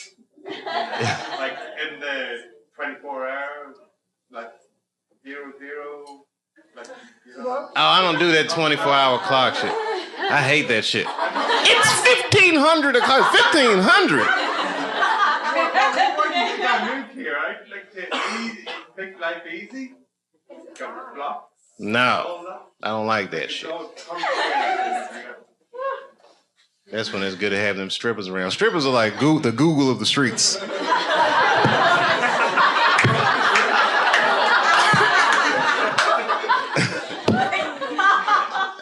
Never seen somebody answer so many questions without a crystal ball.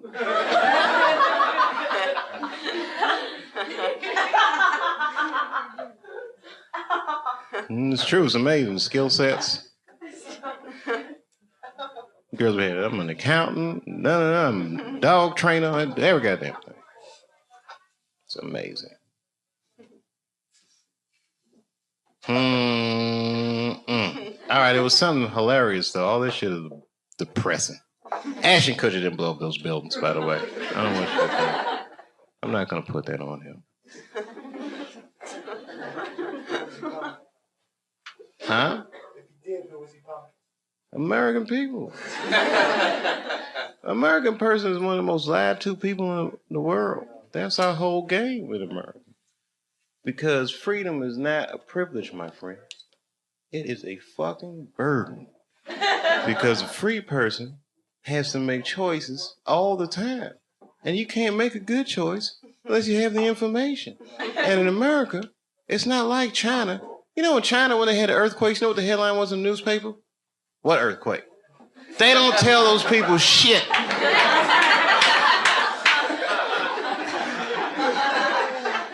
In America, they'll tell you every goddamn thing, and then they don't prioritize the information. You gotta figure all that shit out for yourself. That's right. The war will be breaking out, and you'll be like, did Michael Jackson fuck them kids?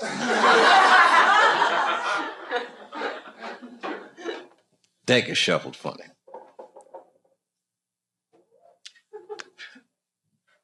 Because we live in the age of spin. You got to be so smart to live nowadays in the age of spin. You watch the news, that's not an absolute truth.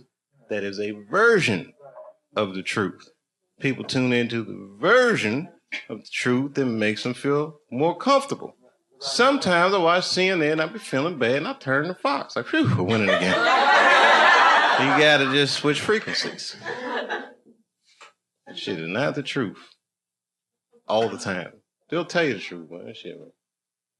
That's why I like Anderson Cooper, because you can tell when he doesn't believe the story he's reading. It's just like...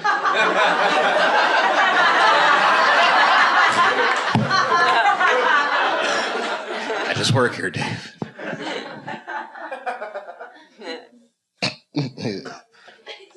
I don't know.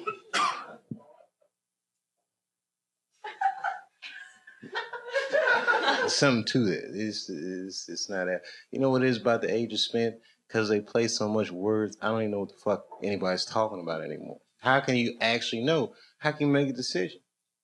It's like, you know what I mean? The way that we, like, okay, Planned Parenthood, right? Planned Parenthood is actually for abortions. It's for people who didn't plan shit out. So you don't know if you're pro-choice or you're anti-consequences. The whole shit is... If you think about them shits long enough, you'll go fucking crazy. And that's when you gotta find a stripper and be like, bitch, explain this to me. You know the dark side.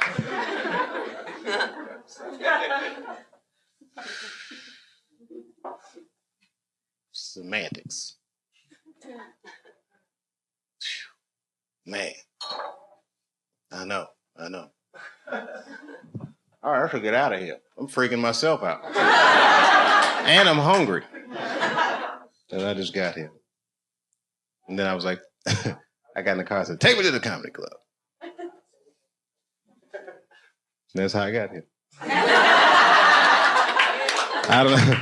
Like, what happened with you guys? You guys just decide, like, how do you decide to come here? Like, you two guys right here. I mean, literally, I look at you guys, I can't imagine what your story is, but I know you, like, okay, how old are you guys? 19. You're 19, of course.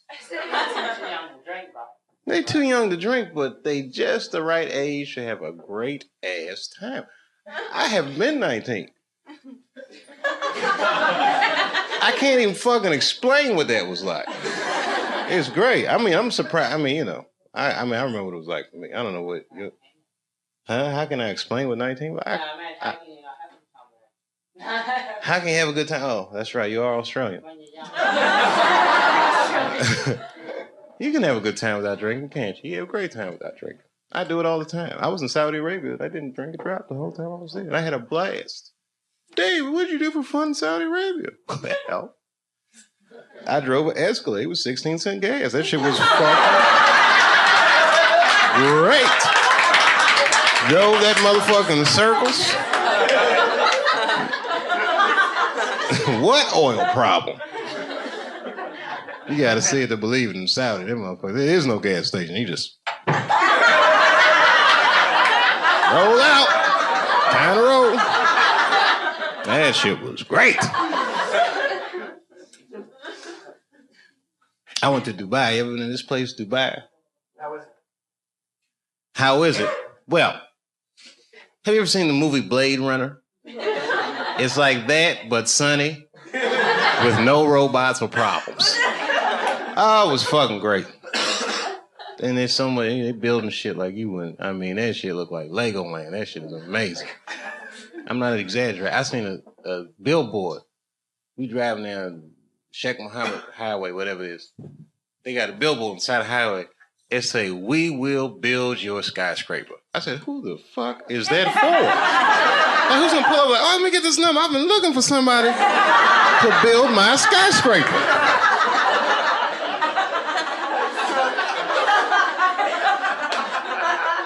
Yes, could you erect a skyscraper for me? I saw your billboard. We're busy. I mean, I'm not even exaggerating. When I was there, they had 212 skyscrapers in production. If you can imagine what that looks like. 212. You know those big construction cranes?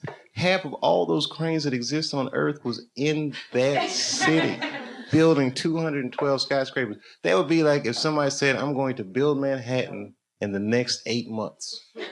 That's what's happening on planet Earth today. And another 45 minutes probably. They're all taking a break.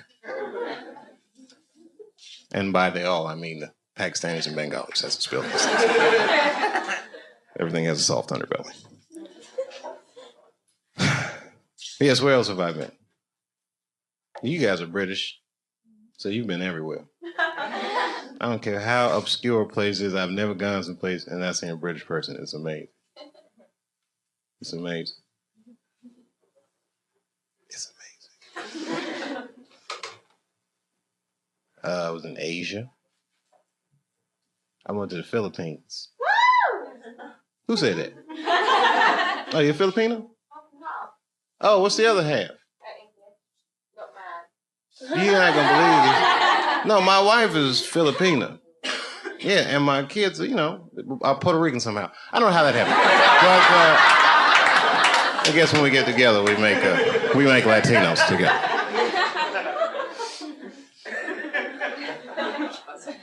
They've never even been to Puerto Rico.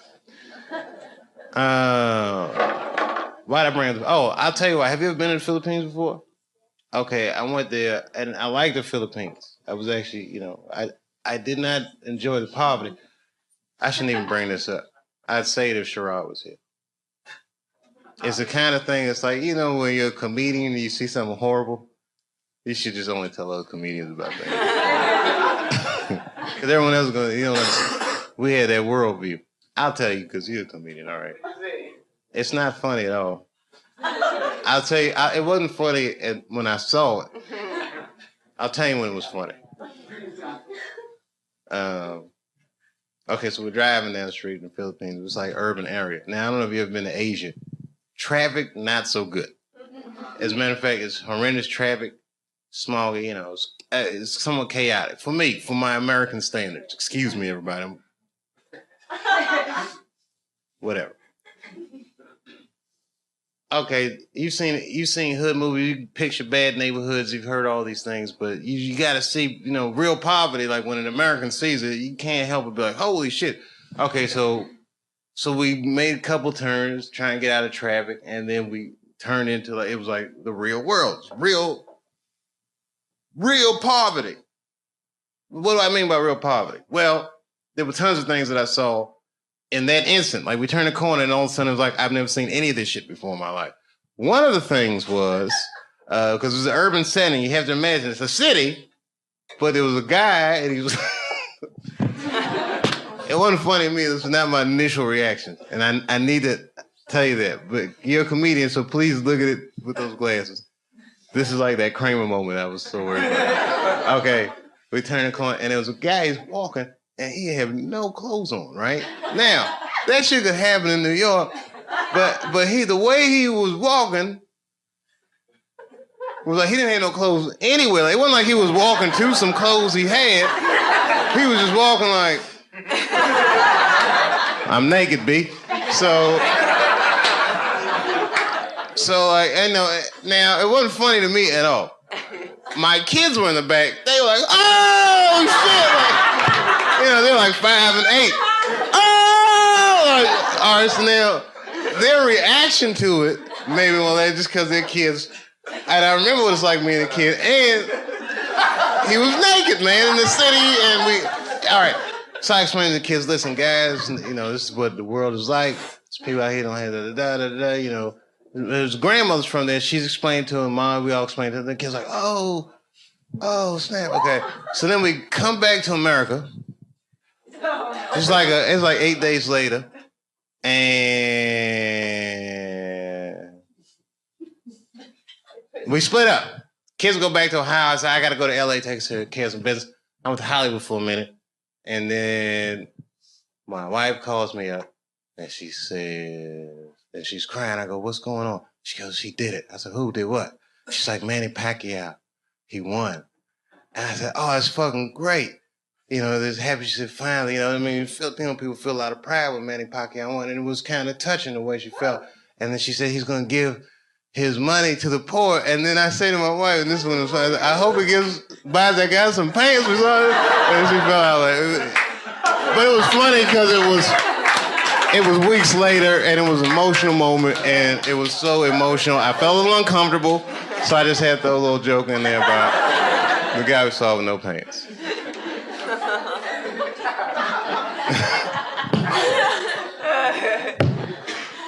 As a matter of fact, this show is dedicated to that guy. The show is to the guy. Not just my set. I'm dedicating all you guys to shows.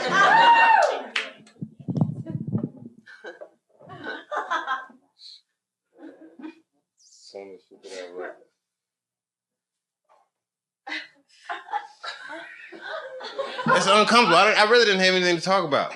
Oh, hey, thanks. See that Barack was right. We can do this. It's going to be great. America's going to be great again. You'll all see.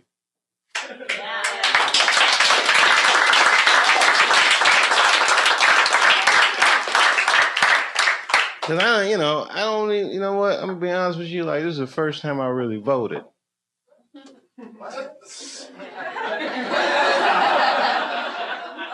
As I was an Ohio voter, so I said this might be important. And as soon as I walked into the polling place, you know what they said? Barack's got another one. And I said, and I was, why are you going to assume that I'm going to vote for Barack just because I'm black? Because I'm also rich.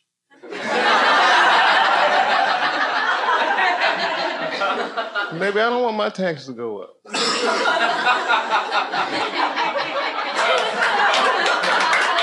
That's just my luck. As soon as I get some money, that's when it's like, we get a black president, like, come on, Dave, let's be responsible. all right, Barack, all right.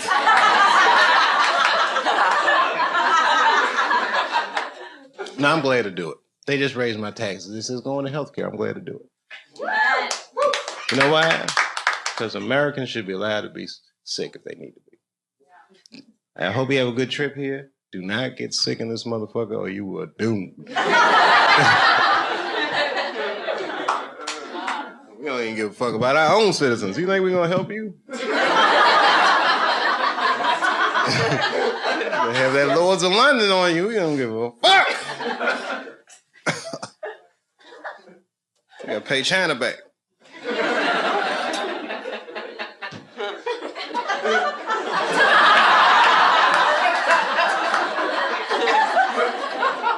And I've been to China. And I saw the Great Wall of China. Have you seen it yet? Anybody here seen the Great Wall? Anyone? You've been to China? Are you Chinese? No, Korean. Oh, man, you must have been so jealous. No, just kidding. I'm just kidding. You guys got the demilitarized zone. That's great. I mean, what do you call it? What do you guys got in Korea? The DMZ, right? The something parallel.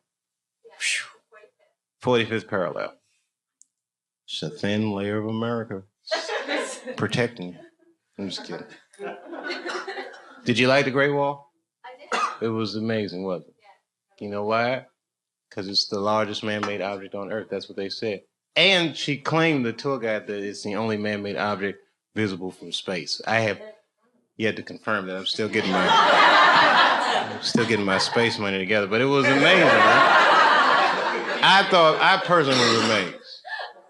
Because I didn't know that ancient Chinese people actually had, Mexicans like that.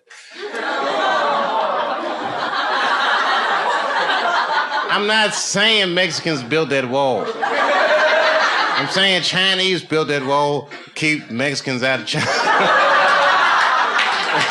That's a very advanced culture. America didn't think of that till 5 years ago. I was kidding. Well, did I make that up? I'm sorry. I thought we were going to build something in Texas. Was that me? Oh, no, that wasn't my idea, was it? All right, that was an easy joke, and it was wrong. And you know what? Anyway. If I was the king of the world, though, honestly, I would give illegal immigrants just enough legal status so that they could at least get a driver's license, and call the police if there's something happening. If you're illegal, you can't even call the police.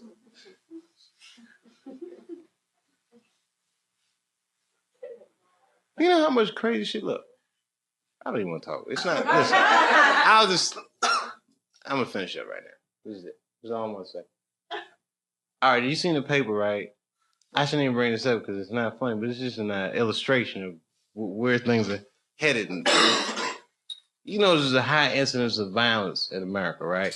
And violent crimes and all these extraordinary crimes you read about. And I personally believe that the reason these crimes happen is because our paper chase is so volatile that something about America is criminal to be poor. Make you feel bad, so bad it's like you got to do something to steal. Something very desperate about our paper chase, just culturally. I'm not blaming the government. But it's just evolved into that. Now, so I read them sometimes. These horrific crimes will happen in Houston, Texas. There was a serial rapist, which rape, by the way, is never funny, ever. And the only reason I bring this particular rapist up is because all his victims were men. I'm not joking. 7 men. So you can't YouTube this. This is really 7 men in the Houston area came forward and reported this guy, which means he must have raped thousands.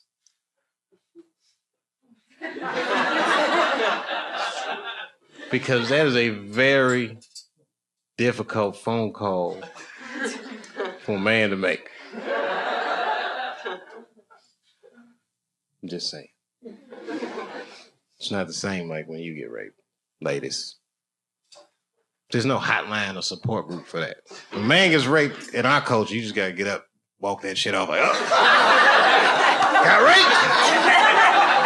Gotta man up about it. You gotta be tough about it. These guys don't really care about each other in America. I can't explain it, but I don't know what a British dude would do. You might, but in America, you know what I mean? In Houston, Texas, I don't know, you haven't been to Houston yet. That's not the shit. That's not. If dudes go out, okay, these two dudes might be best friends, right? They're gonna get out, they're gonna say, hey, let's split a cab home, right? They're gonna get, and his buddy gonna be like, he's gonna get out the cab, and before he even get all the way out the cab might pull off. His buddy's like, where you from? They don't play that shit in Houston. Houston, the dude be like, hey, man, could y'all, just wait for a minute till I get in the house. And I'll flick the porch lights on and off, let you know. You pull off, they'll be furious. Hey, y'all could have just waited for a minute before I got in the house last night. Man, we was tired, all right? Shit, we had to drop everybody off. What's wrong with you? What's wrong with me?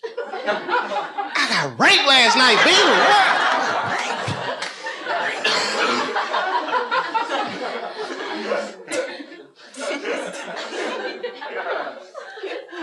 This is American culture. So I can culturally profile these people. The victims. Culturally, I could make an educated guess that the victims of these attacks were white. And not for any other reason except that black people have such a bad relationship with police in America. I don't think they would have called the police. I think only a white person would feel comfortable enough to make that phone call. The way the climate is in America, socially. You know what I'm saying? It's just black people don't call police for anything. I live in a white neighborhood now. My white neighbors call the police for everything. It's amazing. Hello, police? Yes. My neighbor's playing their music very loud, and I need police intervention for this. I don't want to handle this myself. It's fucking amazing. I've heard black dudes getting shot like, oh, call Earl, quick. Tell him to bring a pistol, some shit's going on. It's amazing.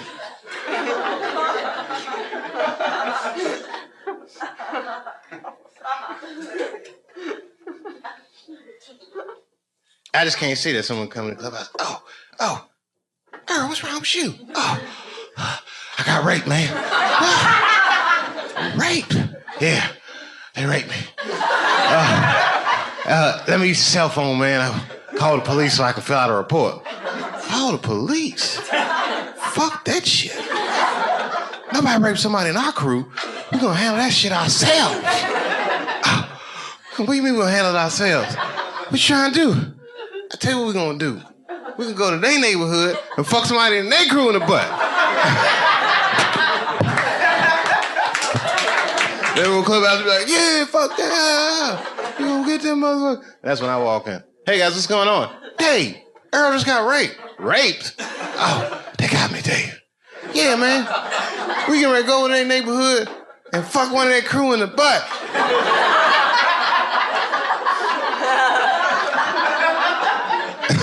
That's when I had my boys in the hood moment. I can't get in that car though, boy.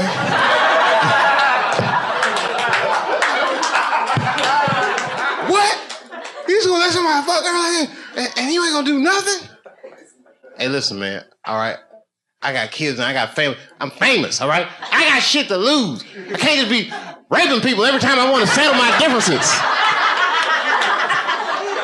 Why don't we just call the police or something? Can't call the police, man. Raped. All right, hold on. Let's just think about this, okay? Shit. All right, look, I got some money, all right? Why don't we just hire some gangsters? Rape these guys for us. Then it turns into The Godfather. I go to Little Italy, pay them gangsters off, and they be driving around the hood. There he goes. Hey, you, come here. Let me talk to you for a second. And the guy be looking like, oh, maybe you want to buy some crack. Hey, what's going on, guys? And then they put him down. Pull his pants down. Pull down their pants. And right before they rape him, he says, Dave Chappelle says hello.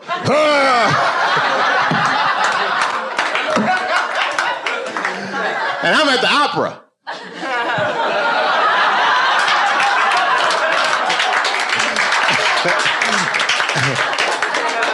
And my cell phone vibrates. Hello? It's done. Okay. I told him Dave Chappelle said, you said my name?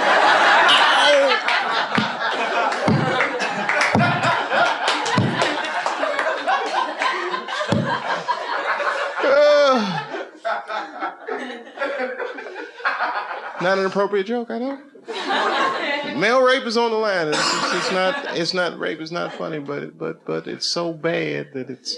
You know what? It's the kind of joke that I would tell in a nightclub, but I would never tell this joke on television. Even though I might, maybe I will. Maybe I will. I have mixed feelings about it because it actually happened. You know what I mean? And I want them 7 victims to be like watching it and be like.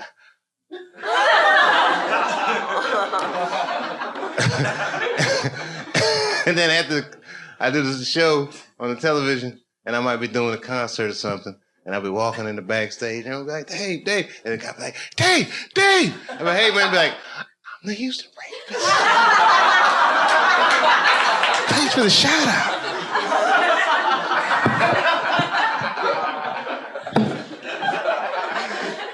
That's fucking awful. I know. I feel strange about the whole show has been weird for me. But you know why I'm doing it? For sushi. Can I have some sushi money for this? Tonight I am going to have sushi dinner. No, I'm going to go get sushi for myself. Hopefully with some of their money. And do you know why? Because I live in a place in America called Ohio. Ohio is a great place. It's the birthplace of aviation. So they say. The Wright brothers built their little plane there. Our license plate says it's the heart of the all, and our state motto is, with God, all things are possible.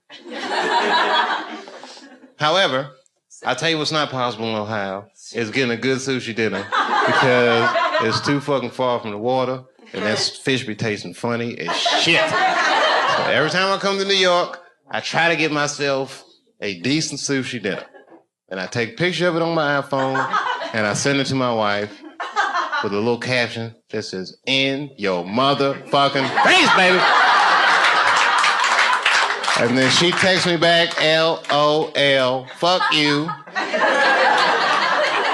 You know, we have a funny relationship. We really do. We have a good relationship. As a matter of fact, it's amazing that she's not with me. Because I depend on my wife so much. My kids think I am their brother. It's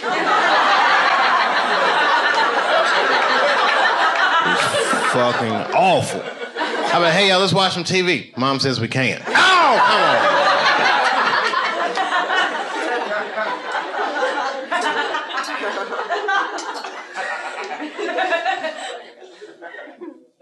That's crazy. It is crazy. Don't get me started talking about the kids. You know, one time with my wife, when we argue, everybody argues.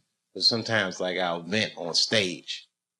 It's not cool. It's kind of unfair. But it makes me feel good. And one time I was doing that shit, right? And I guess one of her girlfriends was in the audience and text messaged her, and then she come to the show. With the kids. But I didn't know. It was an early show. So, but then I seen her, and then I seen the kids, and then, you know, I had this ego thing. So now I feel like, well, I'm not backing down because the kids are here. They're going to have to learn somehow. Because now I just don't want, you know what I mean? Switch my shit up. It was crazy. It was the wrong decision. Then after the show, we in the green room arguing, and I say, man, I'm talking all that shit. I don't want to talk about this shit. I'll go up like this, and my car don't start. So now she got to get me a ride home. I get in the car and try to play like I'm asleep. But really, I was awake. I just didn't want to talk about the show. And you know who else was awake? My son, my oldest son, in the back. And I hear him say, Mom, what is pussy? I know, I felt awful. And then I had to hear my poor wife explain to her 7-year-old son. It was terrible. She was like, well, whew. I could feel her looking at me with hatred, but I was still faking like this. Well, son, pussy is what keeps this family together.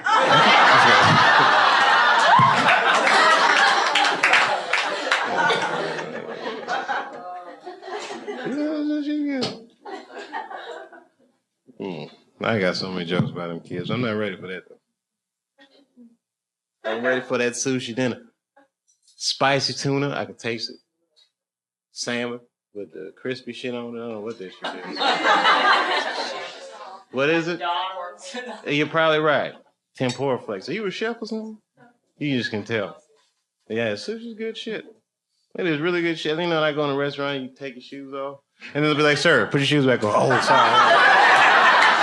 Sorry about that, you guys.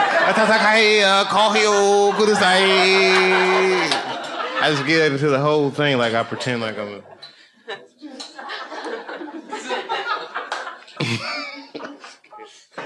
I'm sorry, little fellas, because I know you're 19. You got a lot of adventures to get into. That city is calling you.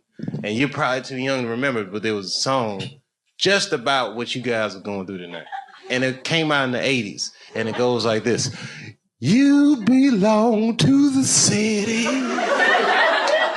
You belong to the night. Living in a river of darkness beneath some neon lights.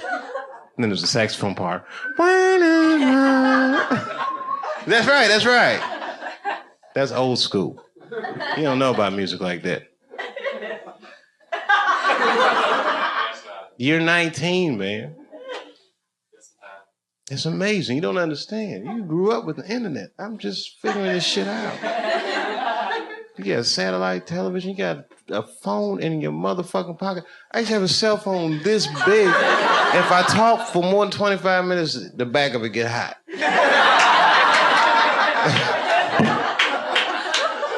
You got these iPhones. I'm still impressed by that. Have you seen it? That shit is amazing. I could pull my iPhone out in front of Batman. He'll be like, what the fuck is this? Oh, you haven't seen this yet, Batman?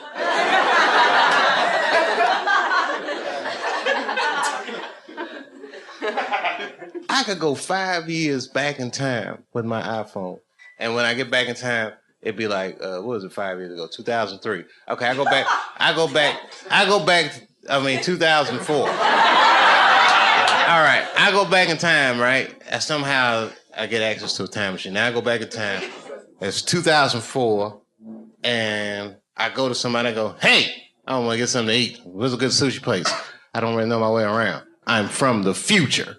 People are like, you are not from the future. I am too. Where you from? And I pull my iPhone out and say, I'm from 25 years in the future. They'd believe me. But really, I'd be like, I tricked you, motherfucker. I'm only from 5 years in the future. Shit is right around the corner, motherfucker. It's about to happen.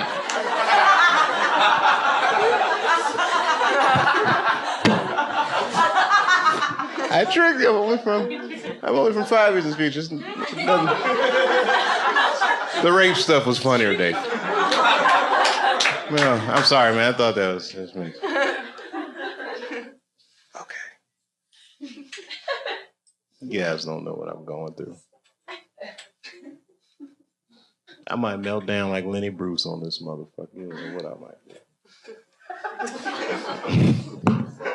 You ever see them old Lenny Bruce tapes? Like at first he's all funny, and then once he start getting all that trouble, he's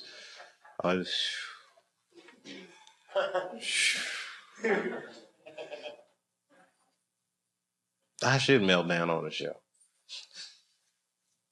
How about Joaquin Phoenix? What y'all think about that? That was bad?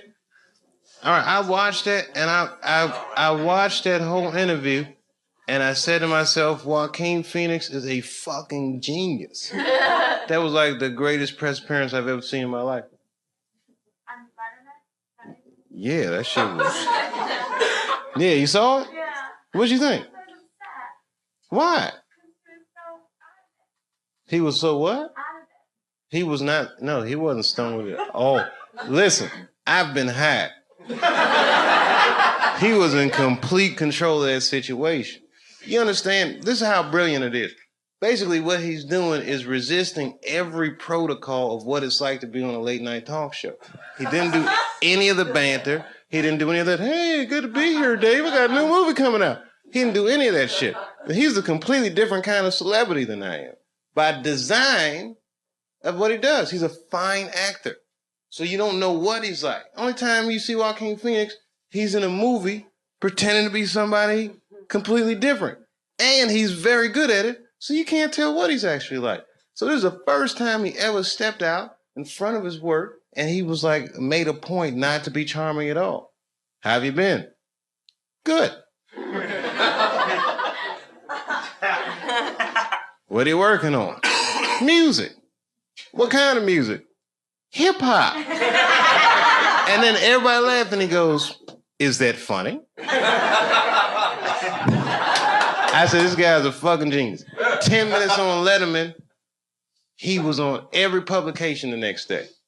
It was in USA Today. Look how crazy it is. Everyone was talking about, he's a fucking nut. He must have been high or something. Joaquin was probably reading that shit like, I said, this guy is fucking brilliant. And you know who the guest on after him was? Exactly. Who gives a fuck what happened after that? Joaquin won. Check and mate. I said, that's the Mel Gibson playbook right there. Mel Gibson beat the game. Easily. And a move so weird and abstract, I'm surprised no one's done it sooner. This motherfucker made an action movie about Jesus. Check and mate. There's no answer to that. This guy took 20 million of his own dollars, made an action movie about Jesus. And the movie grossed over $1 billion. He made $800 million off a $20 million investment. All in, he probably made close to $1 billion off a $20 million investment. Do you understand what that will do to your life? Do you understand how much money $1 billion personal dollars is? It can't. It's enough money to get pulled over by the police in LA County and jump out of the car like, fucking Jews? What's poppin'? Is everything all right? Police like, you can't say that about the Jews. I can't. Base nigga, I'm in rehab. Game over. That had never happened before. And then followed that shit up with Apocalypto, which was fucking... That movie's great. Have you seen it? That shit is like Mexican Braveheart. That is the best shit I've ever seen in my life. I was talking like that for a week. Taga, taga, taga, cha. Taga, cha. You wanna know why? Because he made a movie, a major studio movie. He didn't use one Hollywood actor in the entire movie. That's not cheap. That's amazing. He got indigenous people from the Yucatan to be in Hollywood. It's amazing. You imagine that shit? Just going to the Yucatan? Let alone going there to cast a movie, just walking up to somebody in a thong. I got taga, taga, taga, taga, I got taga. Have you ever considered acting? Taga, taga, cha. Ika, taga, taga, cha. Well, my name is Mel Gibson, and Passion of the Christ. I've seen that.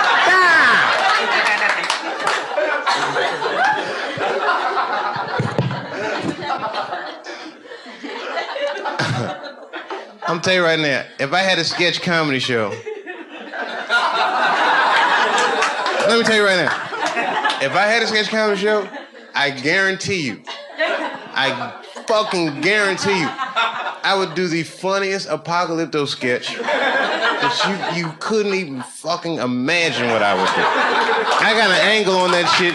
No, seriously. I got an angle on that shit that's so good, I'm like, nobody do that shit. Saturday Night Live, nobody would think of the shit that I would do. And it's so simple. It's right in the face. If I had a sketch comedy show...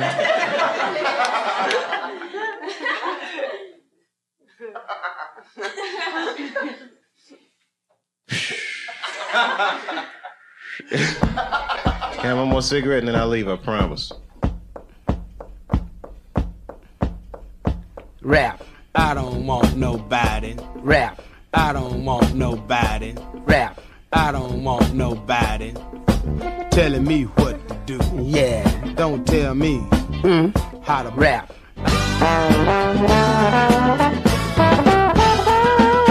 Funky black.